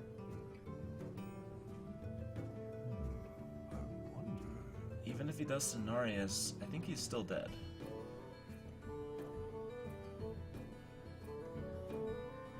Yeah, he would still die if he did Cenarius. Force of Nature looks like his only option. And Robocub probably as a 3-2. And I guess technically he is still alive.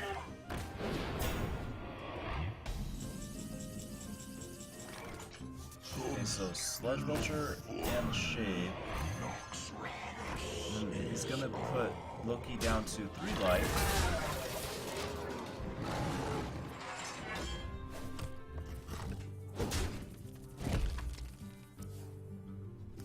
Oh, there's the Savage Roar after he already used Force of Nature. I can see. Yeah, okay, so TerriEN is going to take game number 1 against the Alright, here we go, game number 2. Loki versus TerriEN. Last game, TerriEN did get the better of Loki, but obviously it's a Druid mirror, so it's kind of just up to whoever gets the best ramp. And we did see TerriEN did get a better ramp, but hopefully this turn, or this game, it does kind of switch favors and we get some nice even trades out of these guys.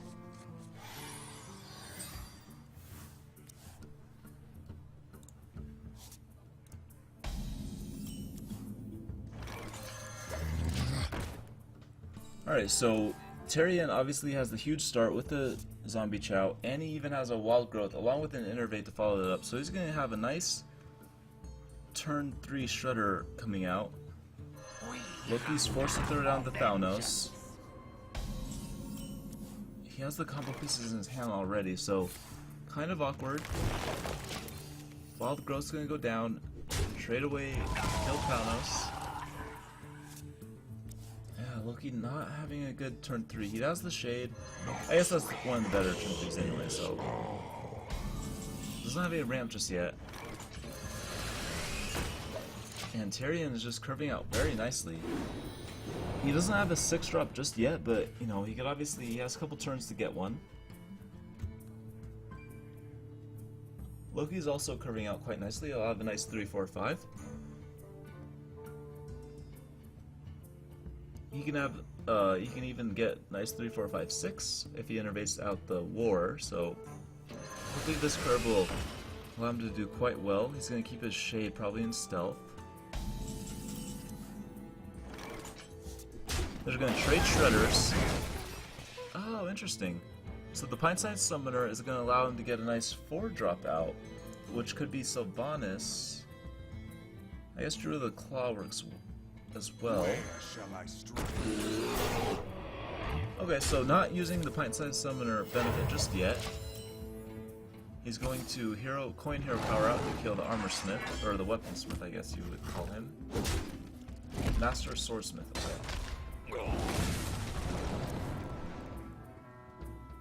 Loki with his Noitrons. Alright.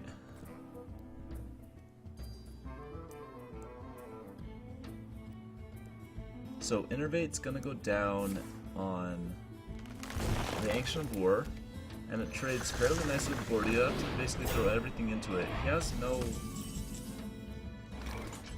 He has no silence. Looks like he's just gonna do a Innervate Scenarios, considering the Pint-sized Summoner did make it a 8-drop. That's gonna allow him to trade fairly well here. So TerriEN is looking in a nice spot. Robocub, Zombie, yeah.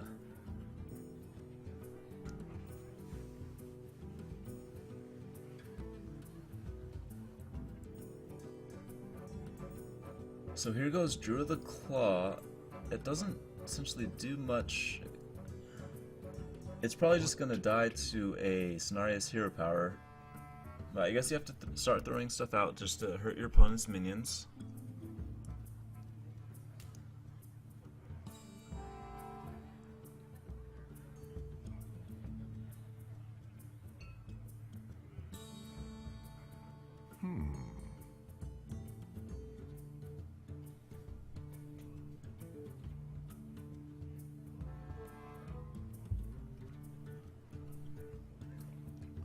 So really trying to figure this out. I guess the options, he can lay down the 2 lower cost taunts and do like a hero power. But he's actually gonna do a cap form, kill the Pint-sized Summoner. Okay, that works. Where shall I strike? And then hero power to kill the Shade. So obviously TerriEN is holding on to the control of this game. That looks rather devastating. I mean, a Savage Roar, obviously top deck, is going to be lethal here shortly once he hits turn 9. Sludge Belcher is going to slow him down a little bit, but not too much, to be honest.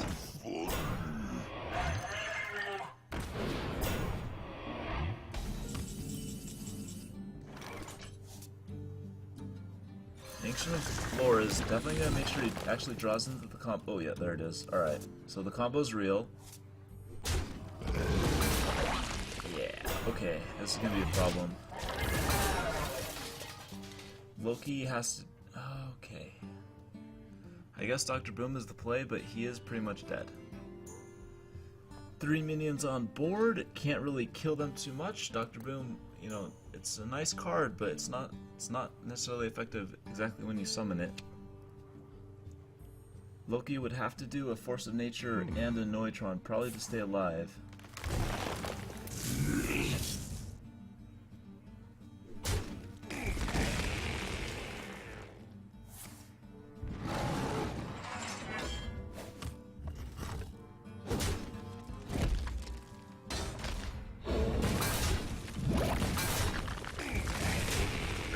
And that's what... okay. Yeah, that's decent. The Force of Nature is probably still... yeah, it's still lethal considering the Ancient of the Floor is still on board, so here we go. Okay. That means Terry's gonna win both these games against Loki. Nice, so CrazyMage is not playing Druid, so this is gonna be a whole bunch of Rogue versus Druid and everything else. But as far as ramp, they still have yet to do the Mulligan, so we'll hold off to it, but Loki does have the Innervate to start off.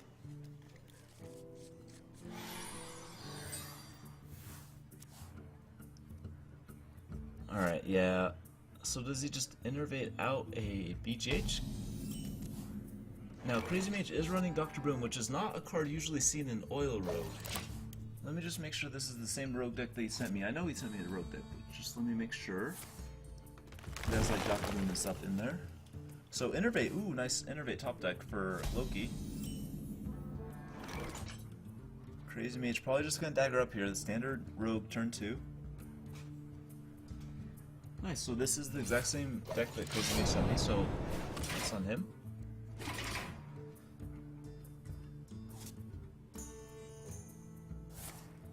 So Loki's forced to just hero power on turn 4. He doesn't even have a turn 5 play. Well, actually, I guess he does if he innervates out one of his 7 drops. But if he doesn't do that, probably a sap is going to take care of it. CrazyMage is going to coin out a Shredder.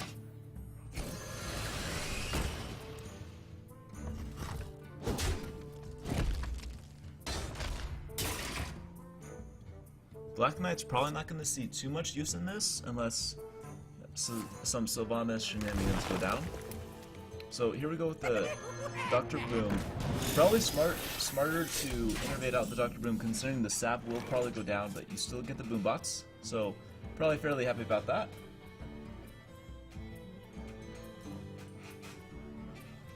Now what he does besides a sap, I'm not really sure. CrazyMage's trying to figure that out himself.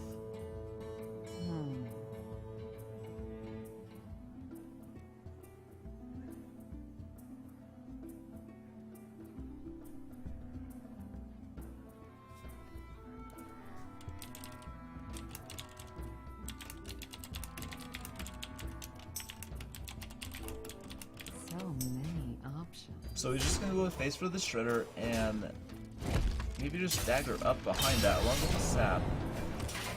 That means that Loki might do a naked BGH. Ooh, a Wrath. Okay, so he could do a Wrath for 3, then use his boombots to finish off whatever 2-mana creature comes out. I think that's solid.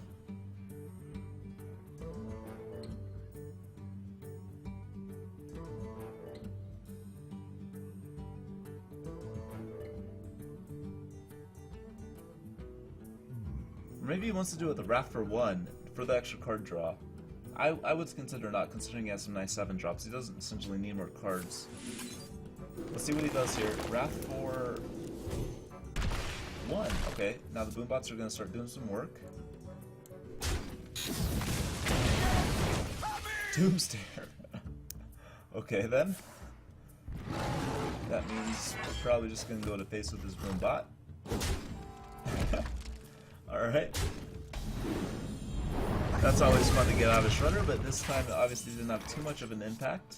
Now here we go with a... I'm not really sure what CrazyMage wants to do. Kind of an interesting hand. He has no Drakes, he has no Lothebs.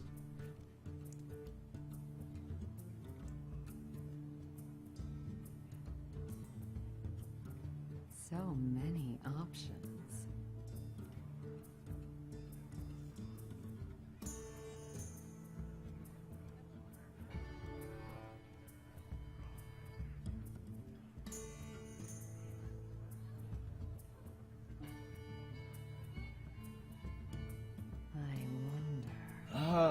I would guess they might just do like, yeah, Saucy Deckhand, and maybe just...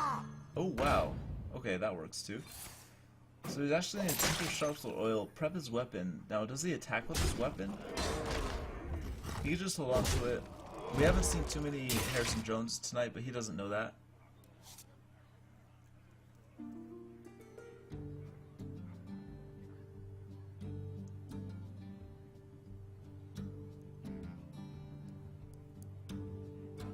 Alright, so for Loki's turn, it's probably a lot more simple. He has some nice 7 drops, and he goes for it at 7 mana. Now, obviously this guy's gonna die, but absorb a lot of damage from the Mage. That's 1 Sharpsword Oil used.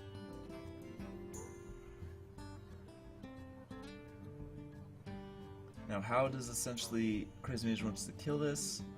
Maybe he wants to preserve his face damage a little bit. He might do like a sap. He could do something with SS7 Agent to actually get the extra 1 damage onto it. Or maybe he just Blades Flurries and then daggers up again to do the 1 damage, but he's gonna start with the sap. That's quite dangerous for Loki. He's gonna get down really low. This guy's toast. Okay.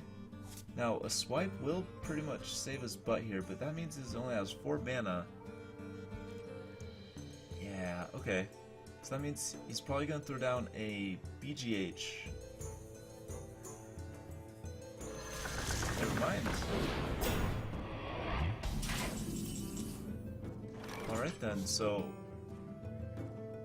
Blade Flurry is probably going to get played here, and then maybe throw all your minions into that. Get your opponent down to 6, and then have an Azure Drake on field. So it looks like he's gonna... He doesn't have another sap, he's already used both saps, so he's not fishing for a sap, he's just fishing in general. Blade Flurry's getting used. And I think, yeah, he just did that for the spell damage, so hella smart. Okay. Now Loki, what can he do? Is he just gonna Savage or kill himself? Maybe, okay, a Sludge Belcher. Nice, nice.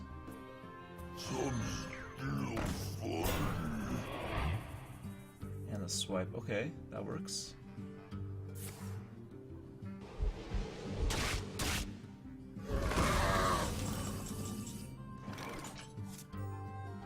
Tinker Sharp Soil. Does that give him lethal some way? It would have to be... it would have to be with like Phantom Knives to actually get the 1 damage to kill Sludge Belcher. Actually, yeah, he does have lethal. He's just gonna dagger up, Sharp Sword Oil, Blade Flurry, he's dead. Right? That does work. Yeah, that should work. He should be dead here.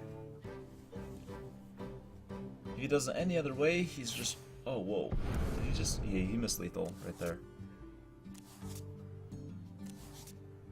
He doesn't even need the combo from the Sharp Sword Oil, so that's why I said it like that. He just missed lethal.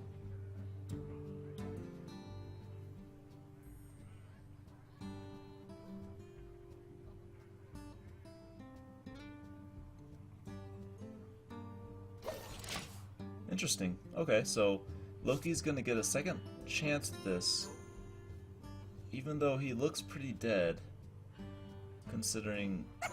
Okay, so he's forced the Dr. Boom.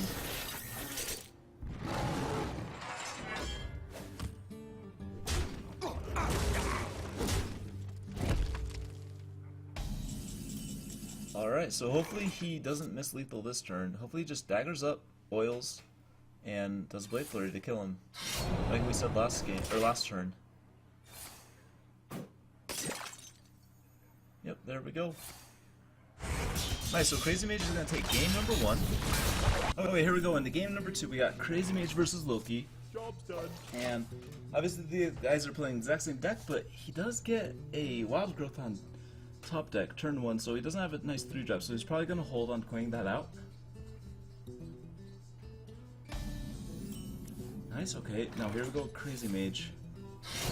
Dagger up. Now he has a Goblin Auto Barber, which isn't necessarily a common card, but hopefully we'll see some good value here.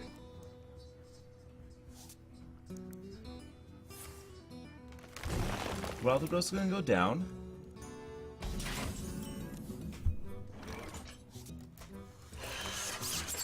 So the Goblin Auto Barber does go down, just has a nice 2-drop.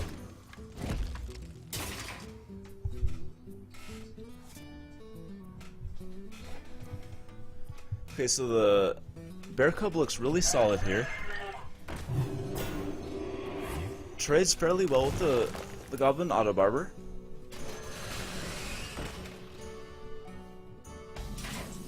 Let's develop a Shredder behind that with a nice Innervate.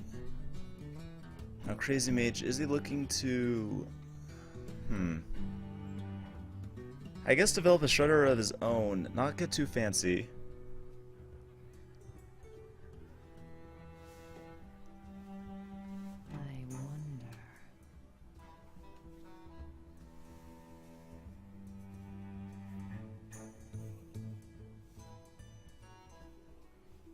Maybe he's trying to do an Abyss sap type thing, but I'm not sure about that. I don't think he really needs to do that quite yet. He knows the size of the minions in this Druid deck. He can probably just save Abyss for those.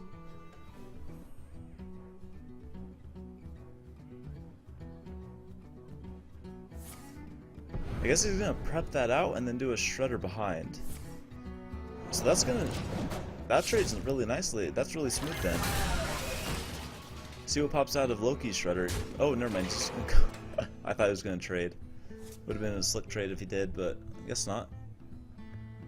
Now, does Loki save his coin for Ancient of War or use it here for Black Knight?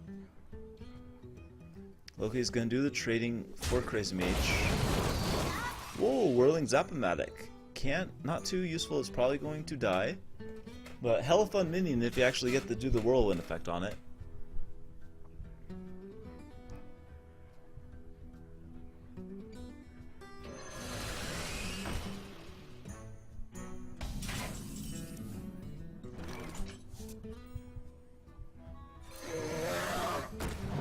So Azure Drake's gonna go down now. Probably trade your face into the Whirling Zap-O-Matic and then trade at least one 3 damage creature into the Shredder, hopefully at least. Unless he goes face, you know, we could always see him just... Oh, he's gonna prep Sap, interesting. So he is really being super aggressive here, to be honest. Both preps used. And if Loki's able to stabilize with this Ancient of War, CrazyMage might have a really hard time recovering after that.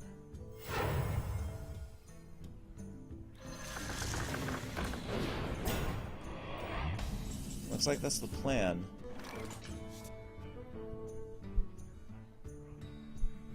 Okay, so here we go with an Azure Drake, just for the Sim cycle.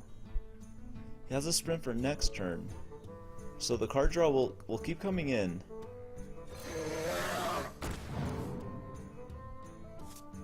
Okay, so can he kill that? Yeah, he can kill it barely. But it basically just ate up 3 minions, so I think Loki is happy about that. Okay, so he has another 7-drop, but it's not too threatening of a 7-drop. In terms of health, at least. Which is kind of what you want against a rogue. But he plays it anyway, so he's gonna have some fun with Maloran. Now, CrazyMage could kill it here with using like double SI7 agents comboed by the South Sea Deckhand. Maybe he's just going for a sprint.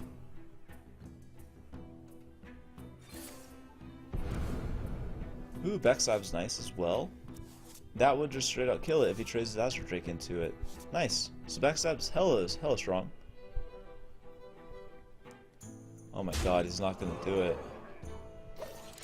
He's not. Oh wow. Okay, strange, but I guess it's gonna work for him. Hopefully, at least. Loki's. Oh man, this stream's just very strange from the rogue point of view. He's just playing the more aggressive route. Now, does Maloran... Okay, so Maloran's going to trade. That means that a Blade Flurry is going to be a big deal if he gets some weapon enhancements. Gets an Abyss. He might start out with a Phantom Knives. Excuse me, I had to sneeze real fast. So Phantom Knives looks really good here. It's going to get rid of the shield, get rid of Thalnos, and then set up for a nice SS7 agent on pretty much whatever minion he wants.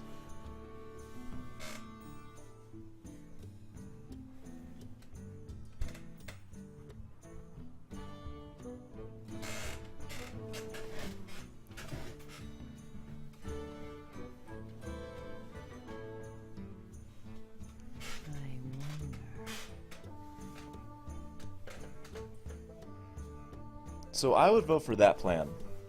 Phantom Knives, SS7 agent some stuff away. Looks like he wants to do some daggering, so that might mean a South Sea Deckhand. He doesn't really have too much to do with the dagger beyond the South Sea Deckhand. He's gonna get rid of the bubble. Backstab. Interesting. Seems rather strange, but I guess it all works out in the end. I would have felt more comfortable if he would have backstabbed Maloran last turn. And he's gonna... Okay, he's gonna SS7 agent Thalnos down, so Phantom Knives is gonna stick in his hand, even though that's probably the best value that you'll get for Phantom Knives against a druid who only runs like one big creature a turn. He had 4 nice targets for it, but whatever CrazyMage wants to do, it's his game. So here we go with the Shredder trade. And a loot order, that's probably fairly decent, even though it's gonna die to a Phantom Knives eventually, probably. Here we go with Loki's Cenarius. And an Azure Drake top deck would be a big deal for CrazyMage. That means he would be able to deal with all the treants with that. Ooh, a sap. That's another nice big deal. I'm not sure if you want to sap Cenarius, considering you just leave treants behind, but it could be a possibility.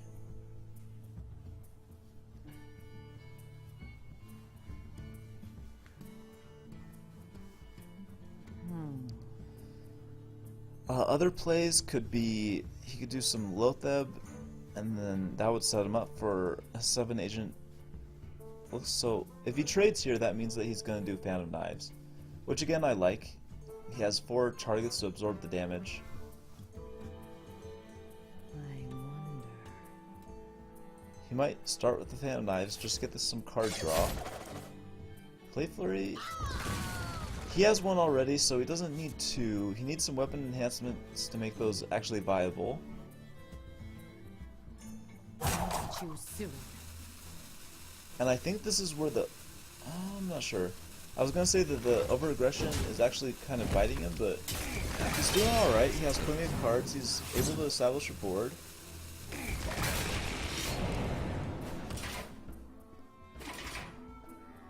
Ancient of War looks really nice.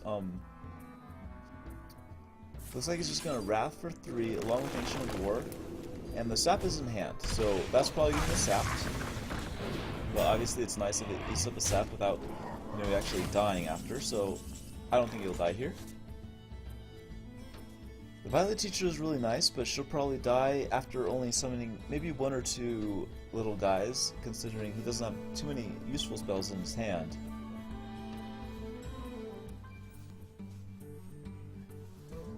So many options.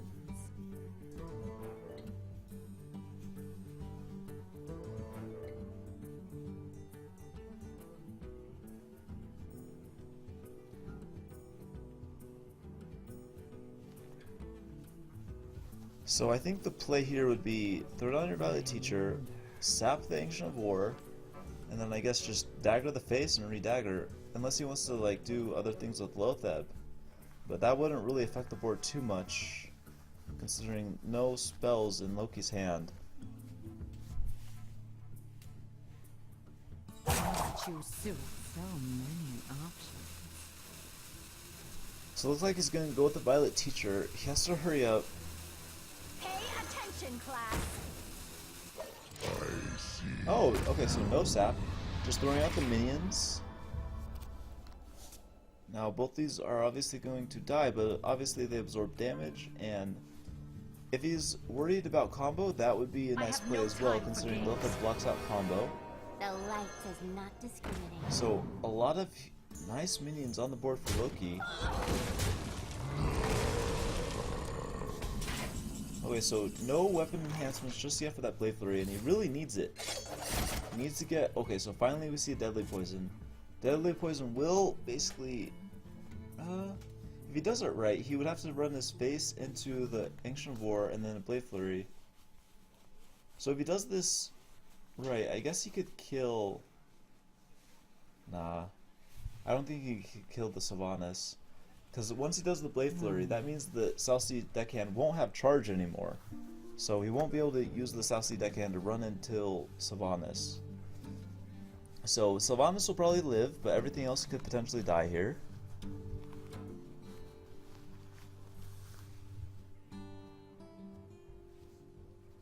So many options. I think that's one of his viable options.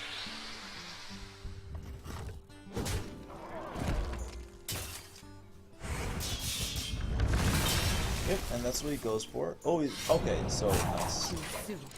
He can, he could have weaponed up and then used the South Sea to kill Sylvanas, but he chooses not to. Lauren is going to come back onto the field after being killed once already, but you know, that's the Death Rattle effect for you.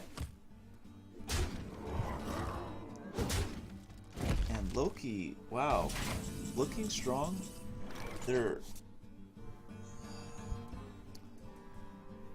He could sap Maloran, stay alive, while getting some nice minions out of the Violet Teacher, but he would probably have to kill Sylvanas first before laying the Violet Teacher down. So CrazyMage is not dead yet. He can survive this turn, definitely.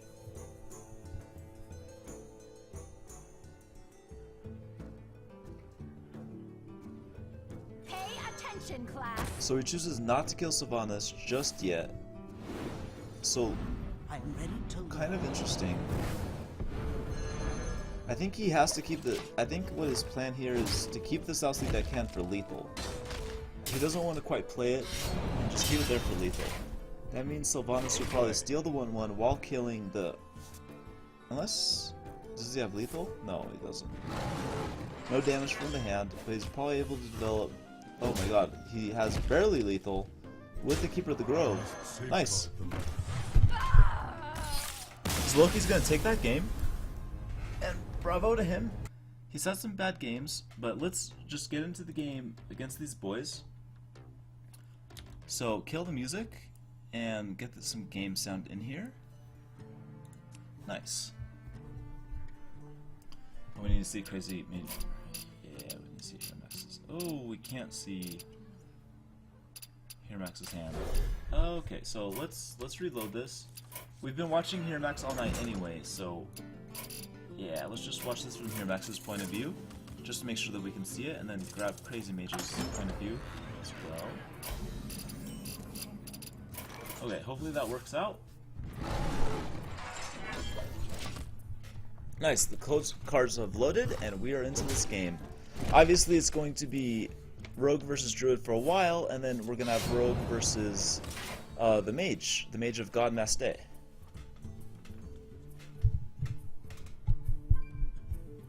So let's let the guys know exactly what's going on.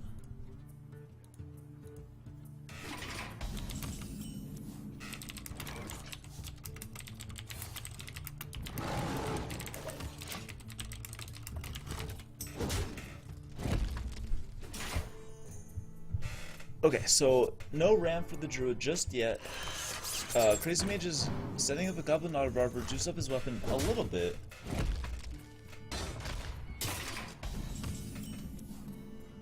Now, he has a nice 4-drop, so Hermax are able to curve out nicely here, even though we had the hero power for quite a while. Hermax still sporting that Nourish, which I find kind of interesting. We've seen it maybe once or twice, but not too effective. But the pilot or the Shredder does come down.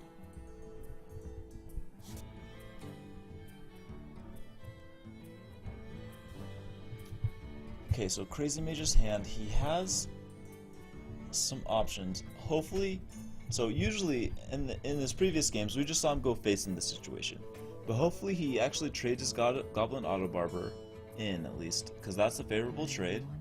But you know, he does have his own ideas about how to play this correctly, and obviously he knows probably better than I do.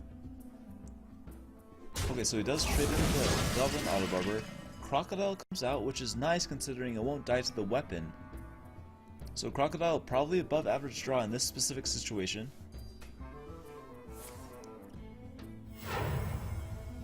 A coin, a 7 agent to face. Wow, alright. And then hero power right after, I guess. That means that Hermax might do a Wrath for 3, get rid of the S7 agent while keeping his Crocodile alive, or Wrath for 1. Or he could just do, you know, a Bear, to be honest. A Bear would answer the board quite nicely. Ooh, he's gonna swipe it. Alright. So not gonna stress the Wrath, leave that for the next guy, I guess.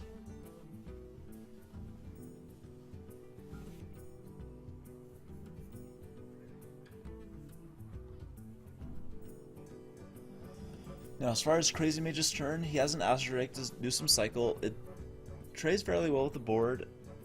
Obviously, the Wrath will change that, but Azure Drake, so far, it looks solid. Card draw is quite valuable as Azure Drake, and then just absorbs attacks. Okay, so no prep, so he can't really do anything now. CrazyMage probably just... Oh, it actually does have a prep, sorry. He probably doesn't want to prep sap this Crocodile, though. He has the prep sprint for 4 mana sprint when he needs it. Then the Dr. Boom on turn 7 eventually.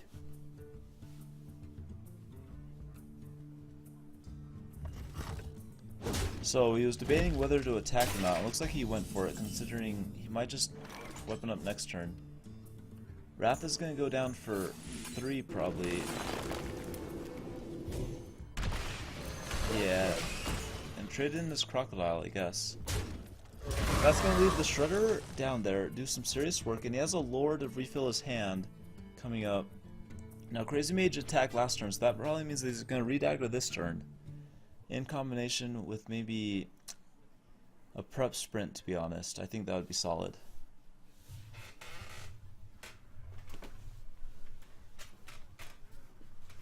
So many options.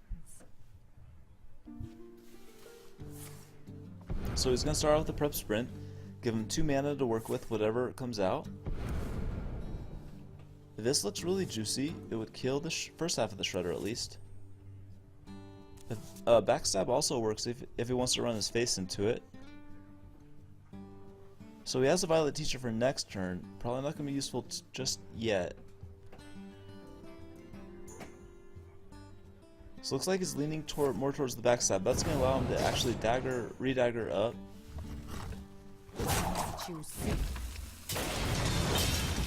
Okay, so Ship's Cannons goes down.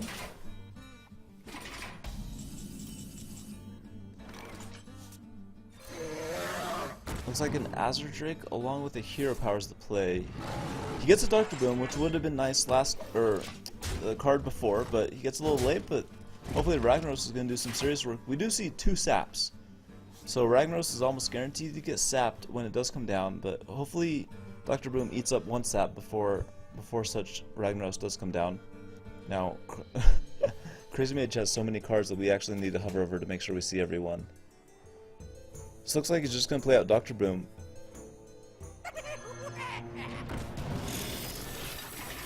Hella strong play. Now, Mind Control Tech is 1 minion off, so not useful just yet. Probably a little bit hard to use against a rogue unless the rogue does some crazy Violet Teacher play. So, ooh, wow, that sucks. Ship's Cannon attacks 1 Boombot, but the Boombot actually just straight up kills Azure Drake, sadly. So here goes Dr. Boom. That might force out a sap. CrazyMage has a few options though. He has some weapon enhancements along with Blade Flurry. So maybe is he looking for lethal right here, to be honest? He has 8 mana. Does he have a oil? Yeah, he has an oil. So he could potentially get lethal right here, considering he has 8 damage on board. And he has plenty of combo pieces to get his oil out. And he, you know, whatever the oil damage does land on it won't be a sleeping minion. So we'll let him do the math. Actually, while we're waiting, we'll just do it ourselves. So dagger up to 3, and then dagger up to, he has no prep. So dagger's going to be up to 7, actually up to 6. Yeah, dagger's going to be up to 6. He's going to consume 5 mana. That means the dagger will essentially do 12 damage. Yeah, it looks like he's going for it. He probably calculated lethal a lot faster than we just did. And here we go. Let's see if he actually gets it or if he just miscounted. Oh, did he miscount? Okay, so he didn't do the Blade Flurry. So looks like he was off lethal by 3 damage, but he can easily get that up from a SS7 agent. But I'm guessing that Hiramax will start trading with his Boombots, and then maybe do an action of lore for the heals. He can even taunt up as well. But the Blade Flurry will just kind of ignore the taunt, but he needs a little bit of extra juice. He has, actually, yeah, CrazyMage has the Abyss, he has this SS7 agent to actually get that extra face damage in. So he would need to heal here. But actually with the Innervate, he could do both. He could heal and taunt. But both those minions will die to the Blade Flurry. So it's only the heal that's kind of relevant.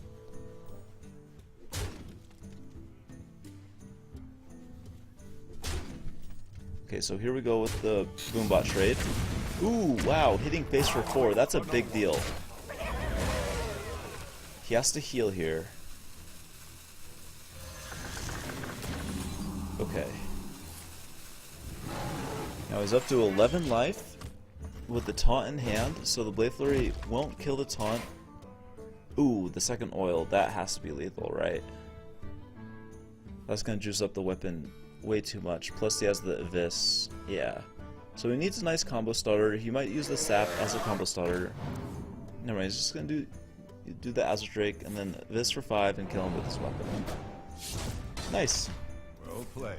So CrazyMage is gonna start this game out with 1 win. And let's just chill here. Wait for these guys to load up their next game.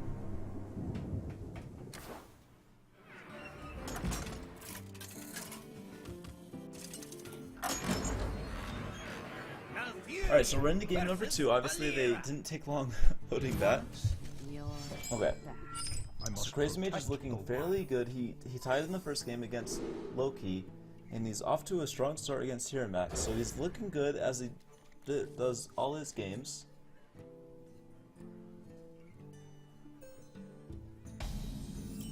Alright, so as far as ramp, TerriEN does get a innervate. No wild growth just yet, but he has 1 more turn to get it.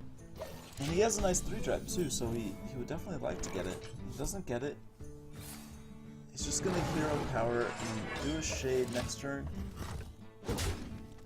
And this Lothab is gonna be really nice against this Rogue. The Rogue is a little bit more minion based. He has Shredders in there, he has Goblin Auto Revolver, so there's some nice minions in this Rogue. But you know, Lothab is always crucial against Rogues.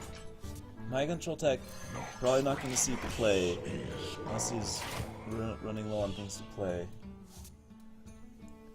CrazyMage, let's see. He could coin out a Violet Teacher. That'd be fairly strong. That might mean TerriEN might be forced to innervate out the Lothab just to block out any stuff from going down.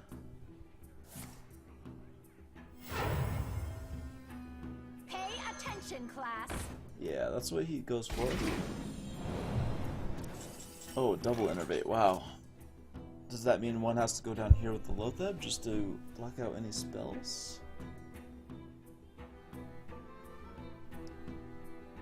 Looks like, okay, so if he does the shade, he could still double innervate out the Lothab, which I would love to see. Okay, so he's gonna, oh, that's sad. He's gonna let CrazyMage get a lot of tokens. I don't know how much CrazyMage wants to do tokens. If he does the Shredder, he's not gonna do anything just yet. That's gonna leave TerriEN with a nice Lothab turn without having to use any innervates. Even though I would like him to use them anyway, just considering his hand kinda sucks. Okay, so no tokens just yet for CrazyMage. And TerriEN is able to either do some card cycle or Lothab. I would lean more to Lothab, considering the Violet Teacher is on board.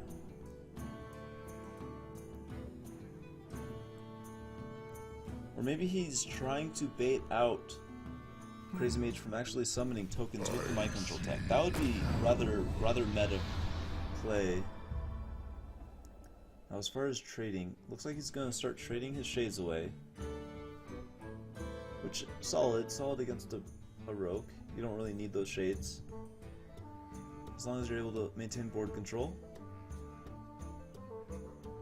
So it looks like, oh interesting, he's gonna innervate out a hero power maybe? Yeah, alright, so innervate out the hero power. A single sniper comes out of the shade.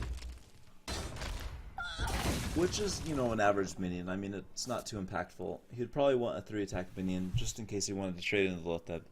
So, I guess average. We're not going to rate that one, you know, below or above, to be honest.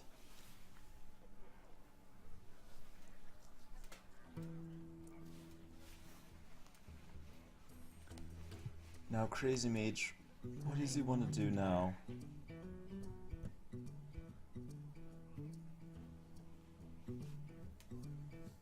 Maybe he just does this Lothab of his own.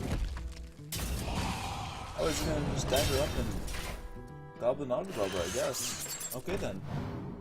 And send Stingwheel Cypher to space. Okay, so that's probably gonna signify an Azure Drake. And then, ooh, Wild Growth. Not too useful just yet. He'd like that a little bit earlier. Oh wow, he's even gonna trade. So, yeah, let me... let me answer GodMaste's question. We will have VODs of the Barrel Brawl up. I have one uploaded to YouTube right now. I just have to publish it. It just takes a long time to process, so we'll have those finished by tomorrow. SS7 Agent is gonna slaughter this down.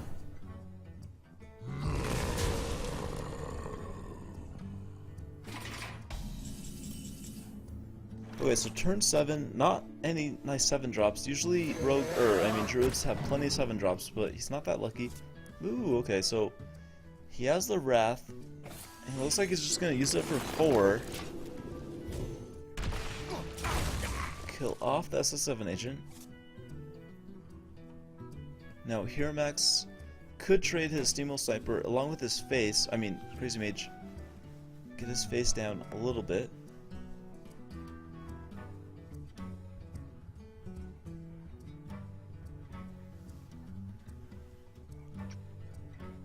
I wonder.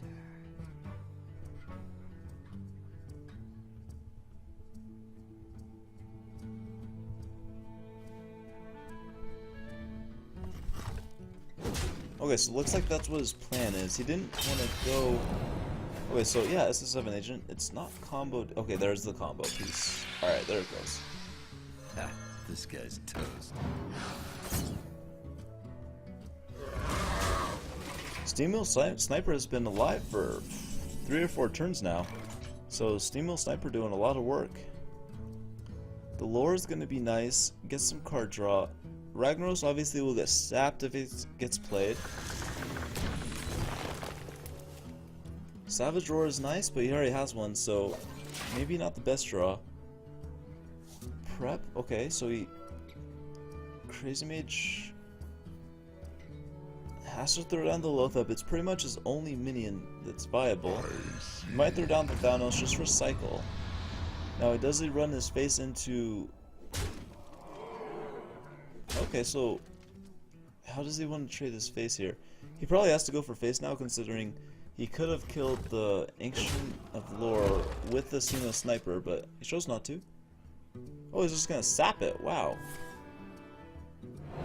Okay then. So that means... Okay, so 9 mana. Ragnaros could come down along with a Keeper and a Druid of the Claw together. So it looks like those are his 2 options. He can't use the Mind Control tech for actual value just yet. CrazyMage has been playing around that quite well, even though usually you don't expect a rogue to have to play around it, to be honest. But he has.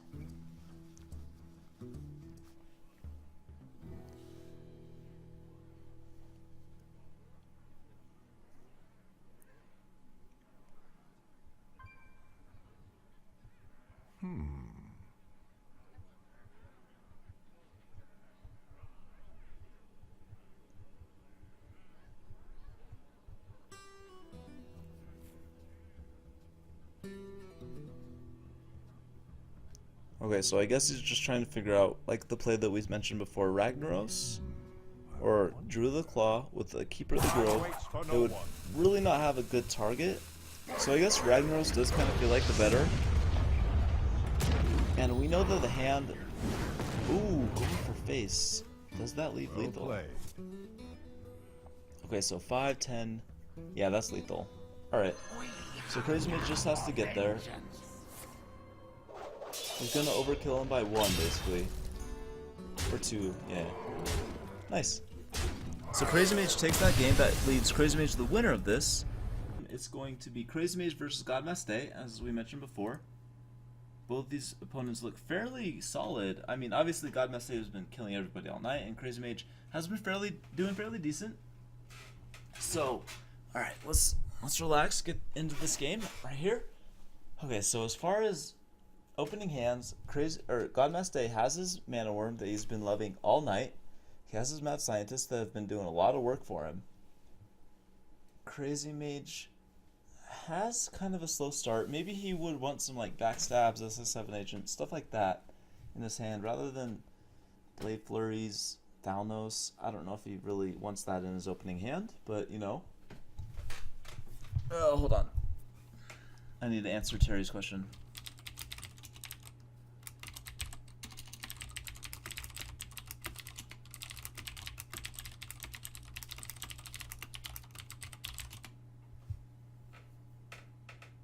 Okay, cool.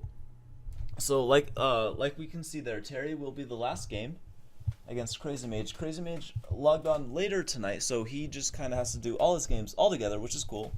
We can take care of that. All right. Oh, we need some game sound, don't we? My bad. Here we go. Game sounds. Okay, cool. As far as this turn 3 from CrazyMage, we could see him do like a Phantom Knives attack with his weapon or something like that. I'm not sure. Rogues' turn are always very, very complicated. They always have a lot of nice options to go with.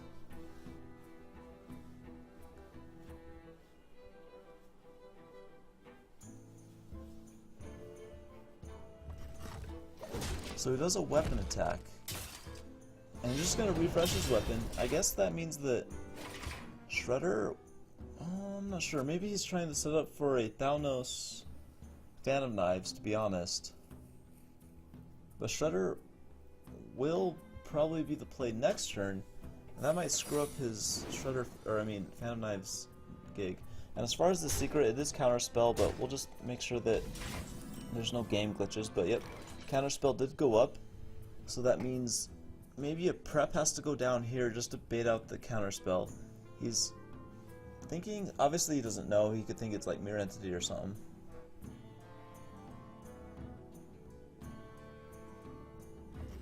Alright, so he's going to attack, test if it's Ice Barrier. Obviously, we know this deck does not run Ice Barrier. And as far as his 4 mana play, Thanos is going to be a bait. He knows it's not Mirror Entity.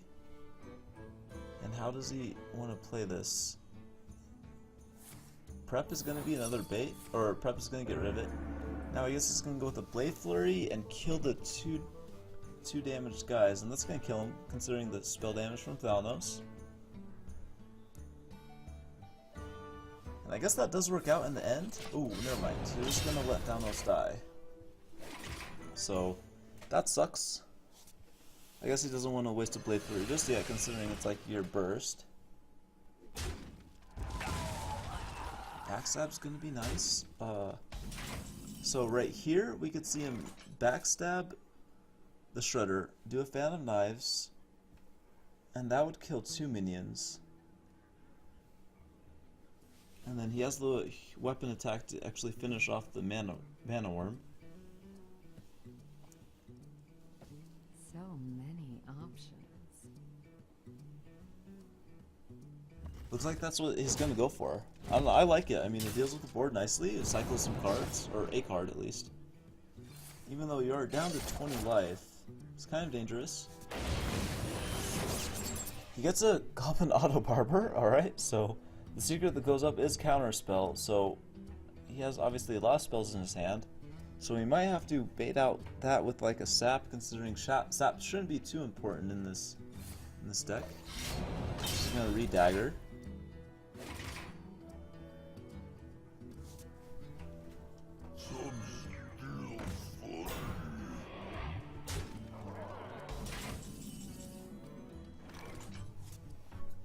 Okay, so here we go with the Lotheb probably, or he might be feeling kind of uncomfortable about what this secret is. So Lotheb probably not the best to play into a Mirror Entity, even though we know it's not Mirror Entity.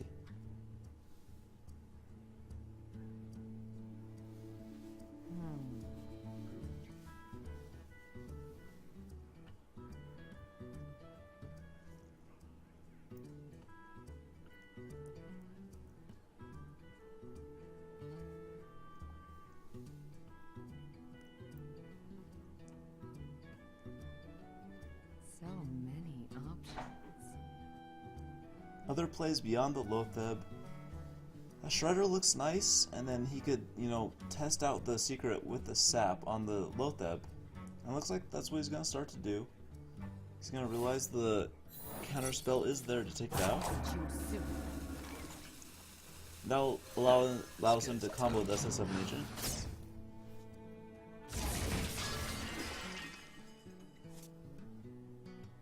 and just pass the turn with 1 mana. So GodMaste is able to develop a 7 mana something. What does he want to do? Arcane Intel along with a Shredder, I guess. That works really nicely.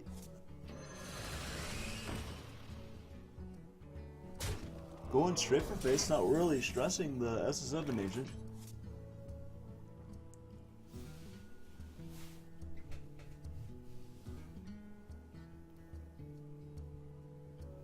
Okay, so maybe CrazyMage is gonna try to set up his Tinker Sharpsword Oil as best as he can here.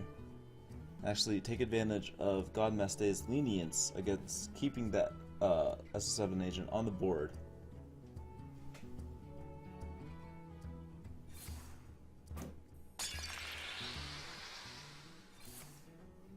Oh yeah, there we go.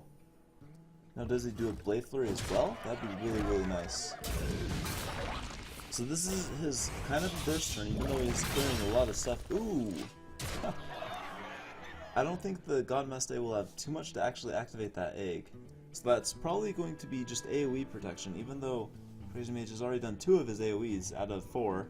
He did 1 Fan of Knives and 1 Blade Flurry now. So does CrazyMage... does he do a Flame Strike? Maybe a Loatheb, but he will still take damage from that guy. Flame Strike is, I guess, the only way to take care of it outside of any unstable portal minions. Yeah, and he goes to Flame Strike. Okay. So I guess that leaves CrazyMage with a nice Loatheb turn with a dagger, I guess. Maybe he even throws out the Saucy Deckhand just to get some extra damage in there. Okay, so the Shredder looks like to be valued over the Loatheb.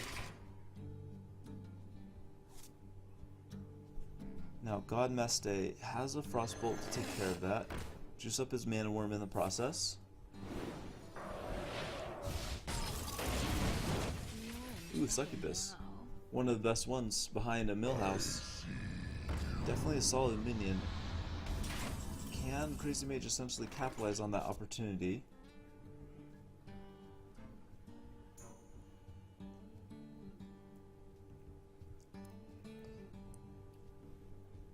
So I'm guessing Succubus might take out the Mana Worm right here. Considering he's rather low on life, he doesn't want to leave something like that alive for too long or it's just going to get too huge.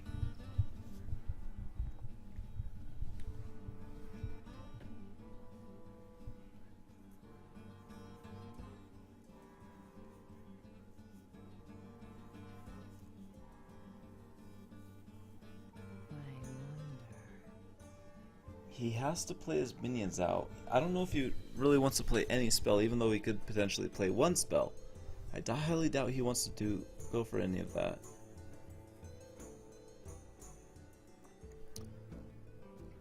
So kind of an awkward turn. Loatheb looks nice, but it's always kind of a nice play anytime past turn 5.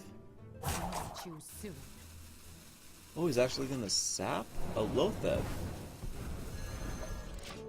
Wow, wow. That seems really, really strange to me. And he doesn't... I mean, Loatheb probably just gonna get replayed here, potentially. And that means that Sharpsword Oil is just gonna continue to get blocked out. I guess he knows that he can combo it with Saucy Deckhand next turn. Oh, wow. Nice, okay. Unstable Portal did summon a Armani Berserker. Wow, alright then. Alright, so can CrazyMage essentially get lethal right here with his... Yeah, I'm not sure he can. I don't know if that Loatheb sap was smart.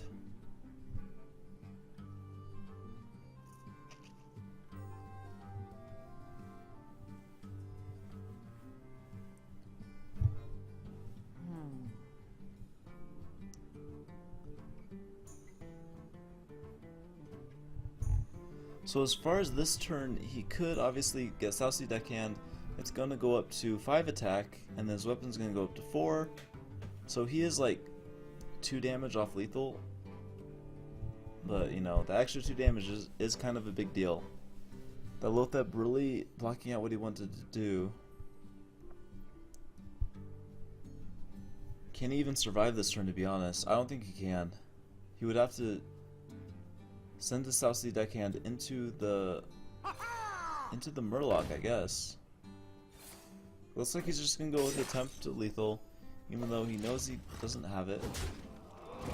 Okay, so alright, that's an interesting way to play it, I guess. That does allow him to live. Here goes Dr. Boom, and probably a Mirror Entity, I would think. Never mind. Okay. He's just gonna ping his own Boombot, see if it hits for 4. Gonna leave his opponent down to 1 life. Now, yeah. It looks like that's gonna be it. Pay attention, class. I am ready to learn. Now, how will he kill himself? I'm sorry. Oh, he's actually summon the worm, or summon the Nerubian egg guy. Well played.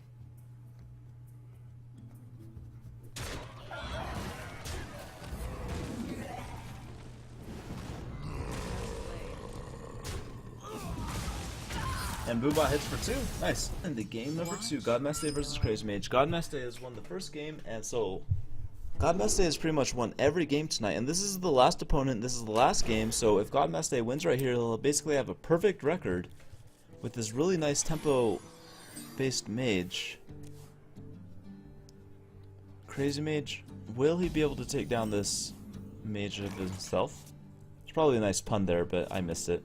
Missed opportunity. Freak would be not proud of me. Alright, so decent start from both players. I mean, they have the tools. I think GodMaste would be happier if he had like a Mana Worm along with, you know, some other smaller guys, but like a Mad Scientist. But I'm sure he's decent. He's happy. He's content with what he has. I think is the best way to say it.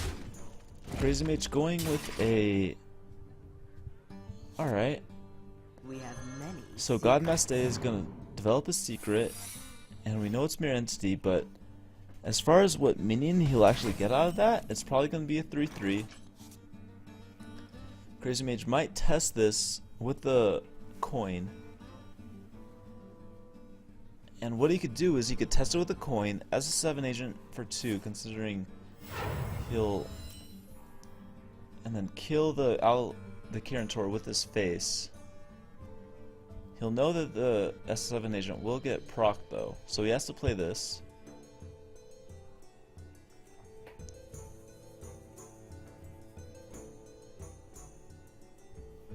So many options.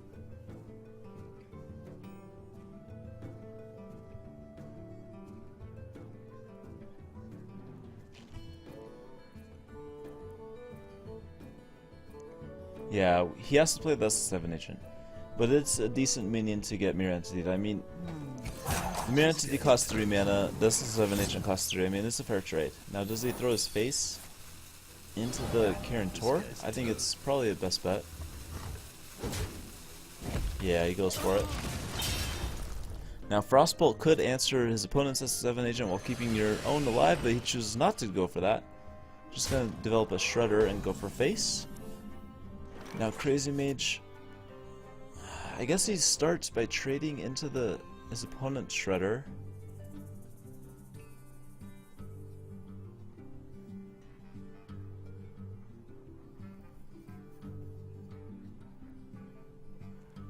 So many options. Man, this mage has just been... This tempo mage is just crazy. I'm trying to think about like how much value each of these things have. I mean, the secrets basically get summoned for free through the Mad Scientist, through the Kirantor, and they just wreak havoc on your board, and yeah, it's just difficult. GodMaste is like top 100 legend with this deck, so he's doing a lot of work. I think he's... I guess we could check real fast. Who is the highest legend? Oh, it's Cross.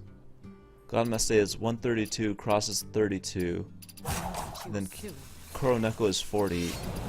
So we have some really high legend players in this tournament.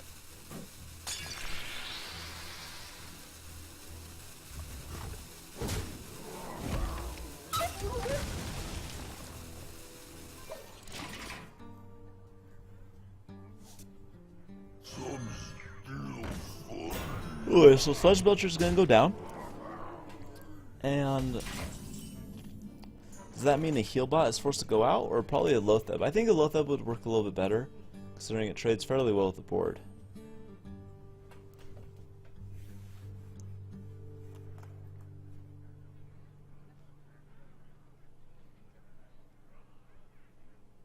So many options.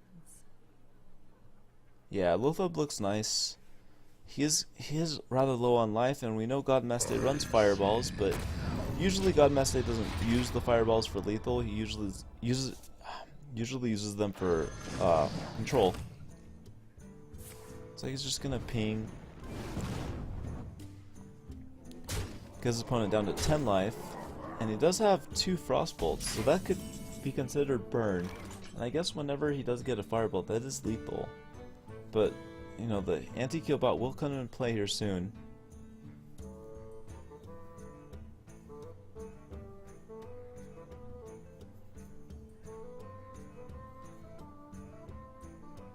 Okay, so Prep's gonna start us out, and he's gonna go with a Prep Sprint. Does that mean that he's kind of searching for maybe a Blade Flurry would be really nice right here? Oh, and he gets it. Okay. So probably gonna be used after killing the first half of the Sludge Belcher. Blade Flurry is gonna get 2 minions.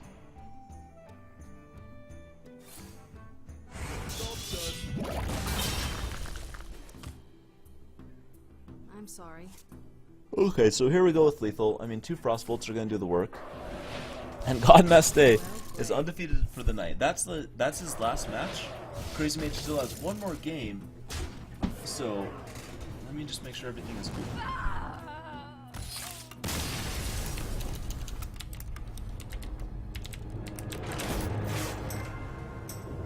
Okay, let's look at the brackets real fast, as that last match was finished and we just have 1 more match to go. As you can see, GodMaste will basically win the round. CrazyMage and TerriEN have yet to fight, and obviously I don't think they're really fighting for a position. They're just fighting for like 2nd and 3rd, which really doesn't matter. It's only top 3, and then the first place gets round 1 bye. So we are into the game, so here we go. Kill the music and load up the game sound. Nice. Alright, so Terry is obviously rolling with the Druid. Oh, we can't see his hand. Hold on a sec. Let's reload this, see if he has the option. Okay, so let's reload this from Terry's perspective. Sometimes the spectator mode obviously just glitches out like that.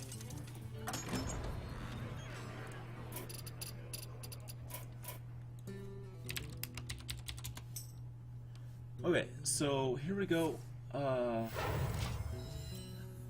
Terry has been running one of the more, I guess, standard Druid decks. We've seen three Druids tonight. Both Hiramax and Loki were running kind of a stranger Druid, and I think that might have been why they weren't able to get past it. But here we go with CrazyMage and his Oil Rogue. A really strong start from Terry. He's able to ramp out after a coin. So CrazyMage looks like he's just gonna attack base, redagger. Well, actually, just redagger with a Dismount. That looks really slick. That doesn't give him the combo activator for S7 agent, but it does give him, you know, mana efficiency. Looks like Terry's just going to swarm the board with Shades and Chows. Oh, never mind, he's just going to hold on the second Shade, considering, you know, Blade Flurry could be coming anytime. CrazyMage, what does he want to do here? He would probably like to Azure Drake, but can't get that just yet. I guess he's going to run his face into the Zombie Chow. And beyond that, I'm not really sure. Maybe he throws down a Southly Deckhand? I'm not really sure.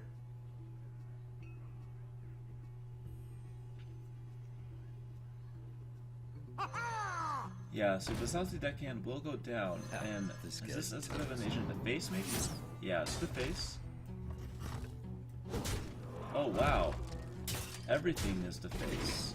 And Zombie Chow is going to stay alive. Wrath for 3 or 1, and you trade in your Zombie Chow, I guess.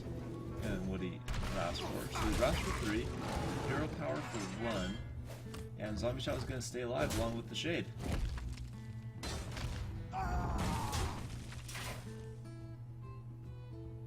Wait, so here we go. CrazyMage is able to finally get his Azure Drake out.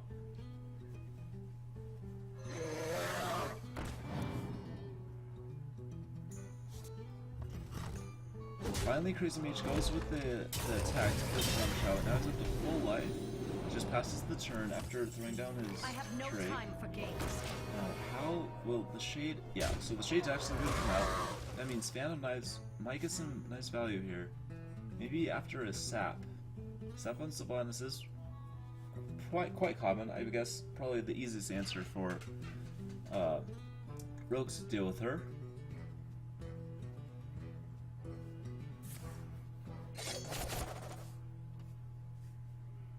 Backstab, a little bit too late. He probably wanted it last turn, but you can never be sad about backstab. Those are always useful.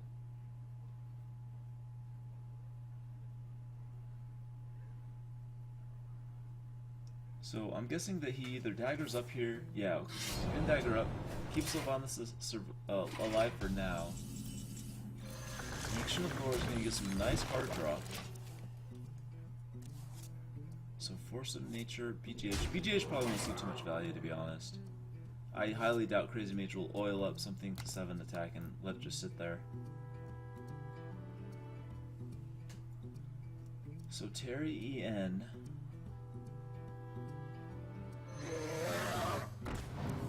So CrazyMage starts with another cycle, and he gets a Deadly Poison, which could be used right here with a backstab to actually kill the Ancient of Lore.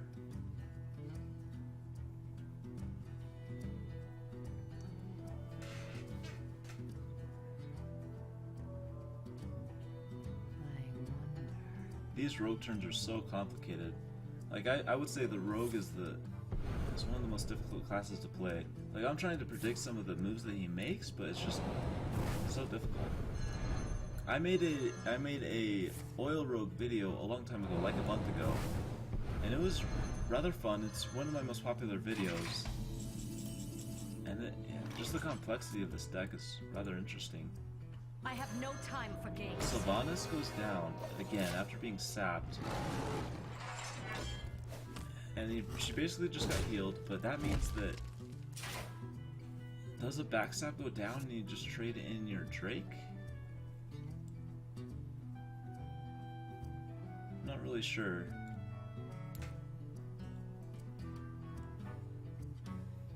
You could even like Thanos and then backstab for 4 and then use your weapon attack to finish her off, but obviously that gives your opponent either Thanos or Azure Drake, which, you know, doesn't look too good. So that's one of the worst plays he can make. Let's assume he doesn't go with the worst play. One of the best plays, I guess, involves Deadly Poison. Ooh, wow. Is he making a push for lethal? Yeah, he is. That means BGH will finally actually get some value. Okay. So here we go with some BGH value. He's going to keep his Sylvanas alive. And then he can taunt after as well. Never mind, he doesn't want to keep his Sylvanas alive, he just wants to ignore BGH and heal. I think he did that because he cannot heal if he did BGH. He could taunt, but obviously Blade Flurry kind of ignores taunts. And he would have been dead to like a Blade Flurry of this anyway, so that's a smart move. Both these players playing quite well, to be honest. And here we go with the backstab Phantom Knives to kill the lore. Ooh, an oil. He could. That's gonna give him a nice little boost here shortly. He probably wants to wait for a Blade Flurry to actually use that oil, though, to be honest. Swipes gonna come out. Plenty of Death Rattle benefits. Dr. Boom is really nice. That means that BGH will actually get some value here. Unless he plays it naked. Okay, good. He doesn't play it naked.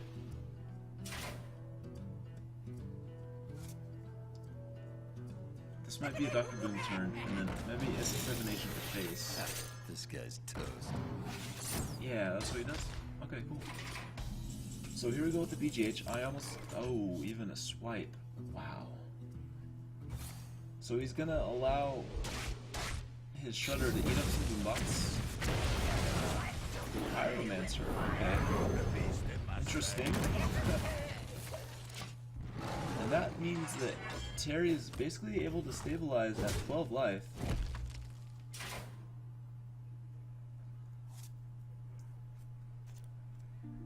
Now the Blade Flurry, ooh, okay.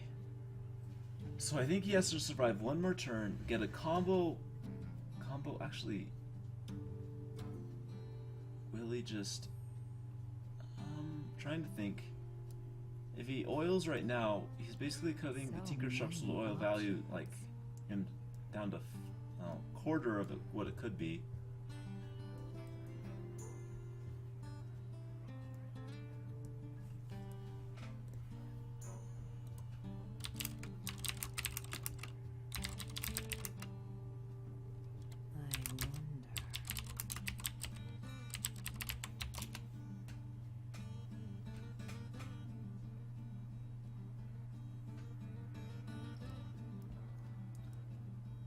Alright, so CrazyMage, I think he has to survive one more turn.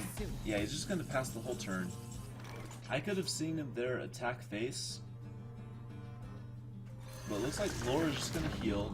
That means his lethal is just that further away. And I mean, next turn he has lethal, I would assume, with Force of Nature. Yeah, okay. Ooh, Abyss. Does that help him at all? That could be big. He could...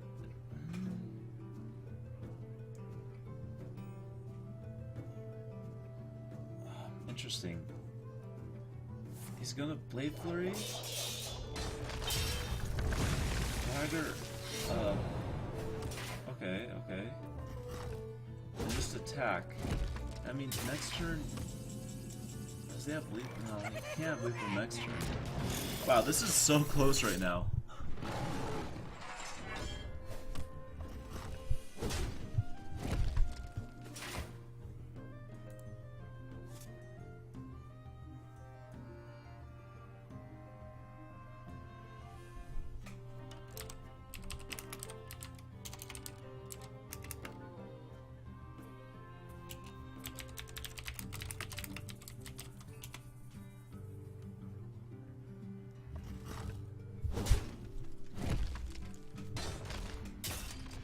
Okay, so he goes with a weapon. Oh, wow, really dry turns. He has so much burst in his hand, but he just can't quite get it out there. Will he just do a... He has to fight through some taunts.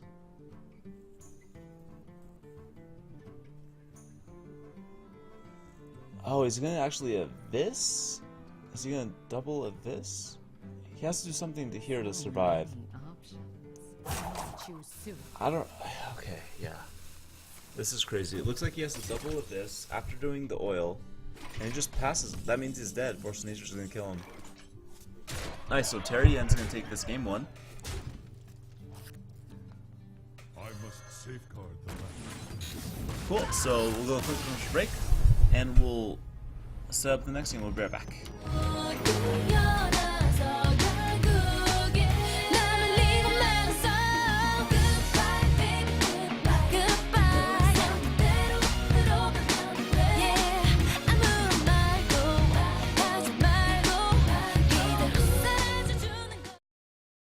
Okay, so we're into game number 2. I must protect the wild. And nice.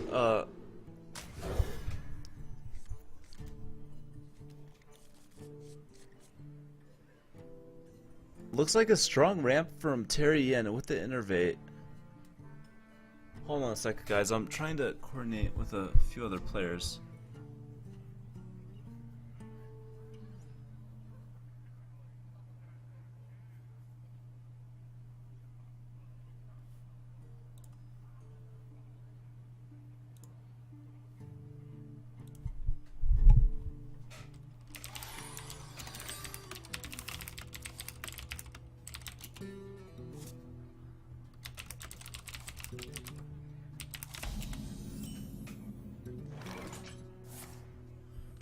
Alright, so he's gonna start out with the Innervate Shade, which is hella strong.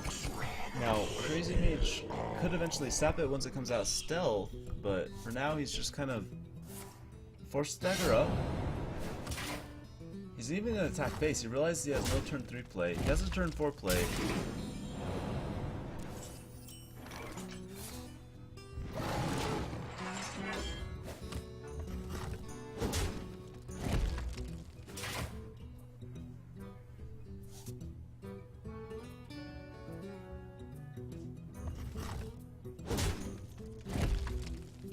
Yeah, and so it's nice easy turn 4 or turn 3.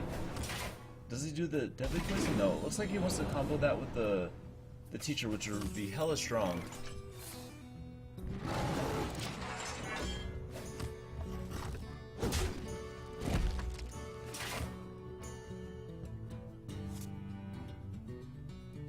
Pay attention, class.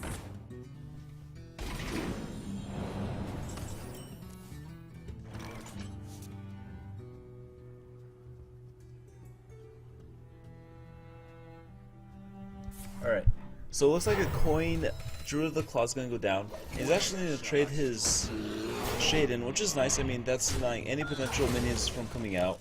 CrazyMage is going to go for... maybe? I'm not sure. He might do a Sap, or he might do like a Phantom Knives, but nothing really is too effective in actually killing the board. He would have to do like a Sap and then Deadly Poison to actually kill the Shade, but that's going to mean he's going to take 5 to the face. Many options.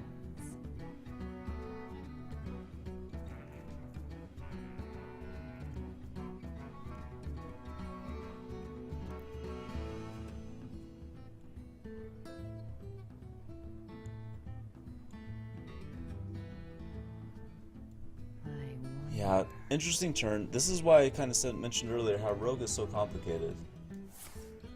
And he goes with the Sap. Okay, so he goes with the play that I mentioned earlier. He goes with the Sap, goes with the Deadly Poison. And that allows him to kill the Shade.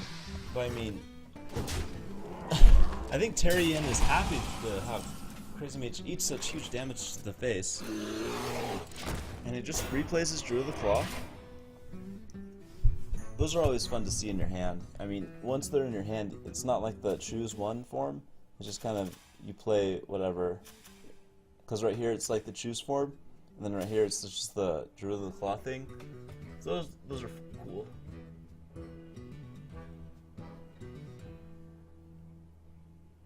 Alright, so it looks like Healbot's going to be the play. Coming back to nice healthy life total. Does that mean a... Okay, so he could innovate a Wrath Stole, and looks like that is probably Wrath for 3, right? Wrath for 1 would be kind of pointless. He doesn't have any finishing damage. Cool, so CrazyMage kind of has to respond to this board. Those bears are rather obnoxious. He might start cycling with the Phantom Knives. Oh, Dr. Doom also looks really solid. Now TerriEN has the BGH. He's going to start by killing one of the boom bots, probably have his bears absorb the attacks. And here we go with the BGH. TerriEN is just looking really nice. I would say CrazyMage needs a play flurry here shortly.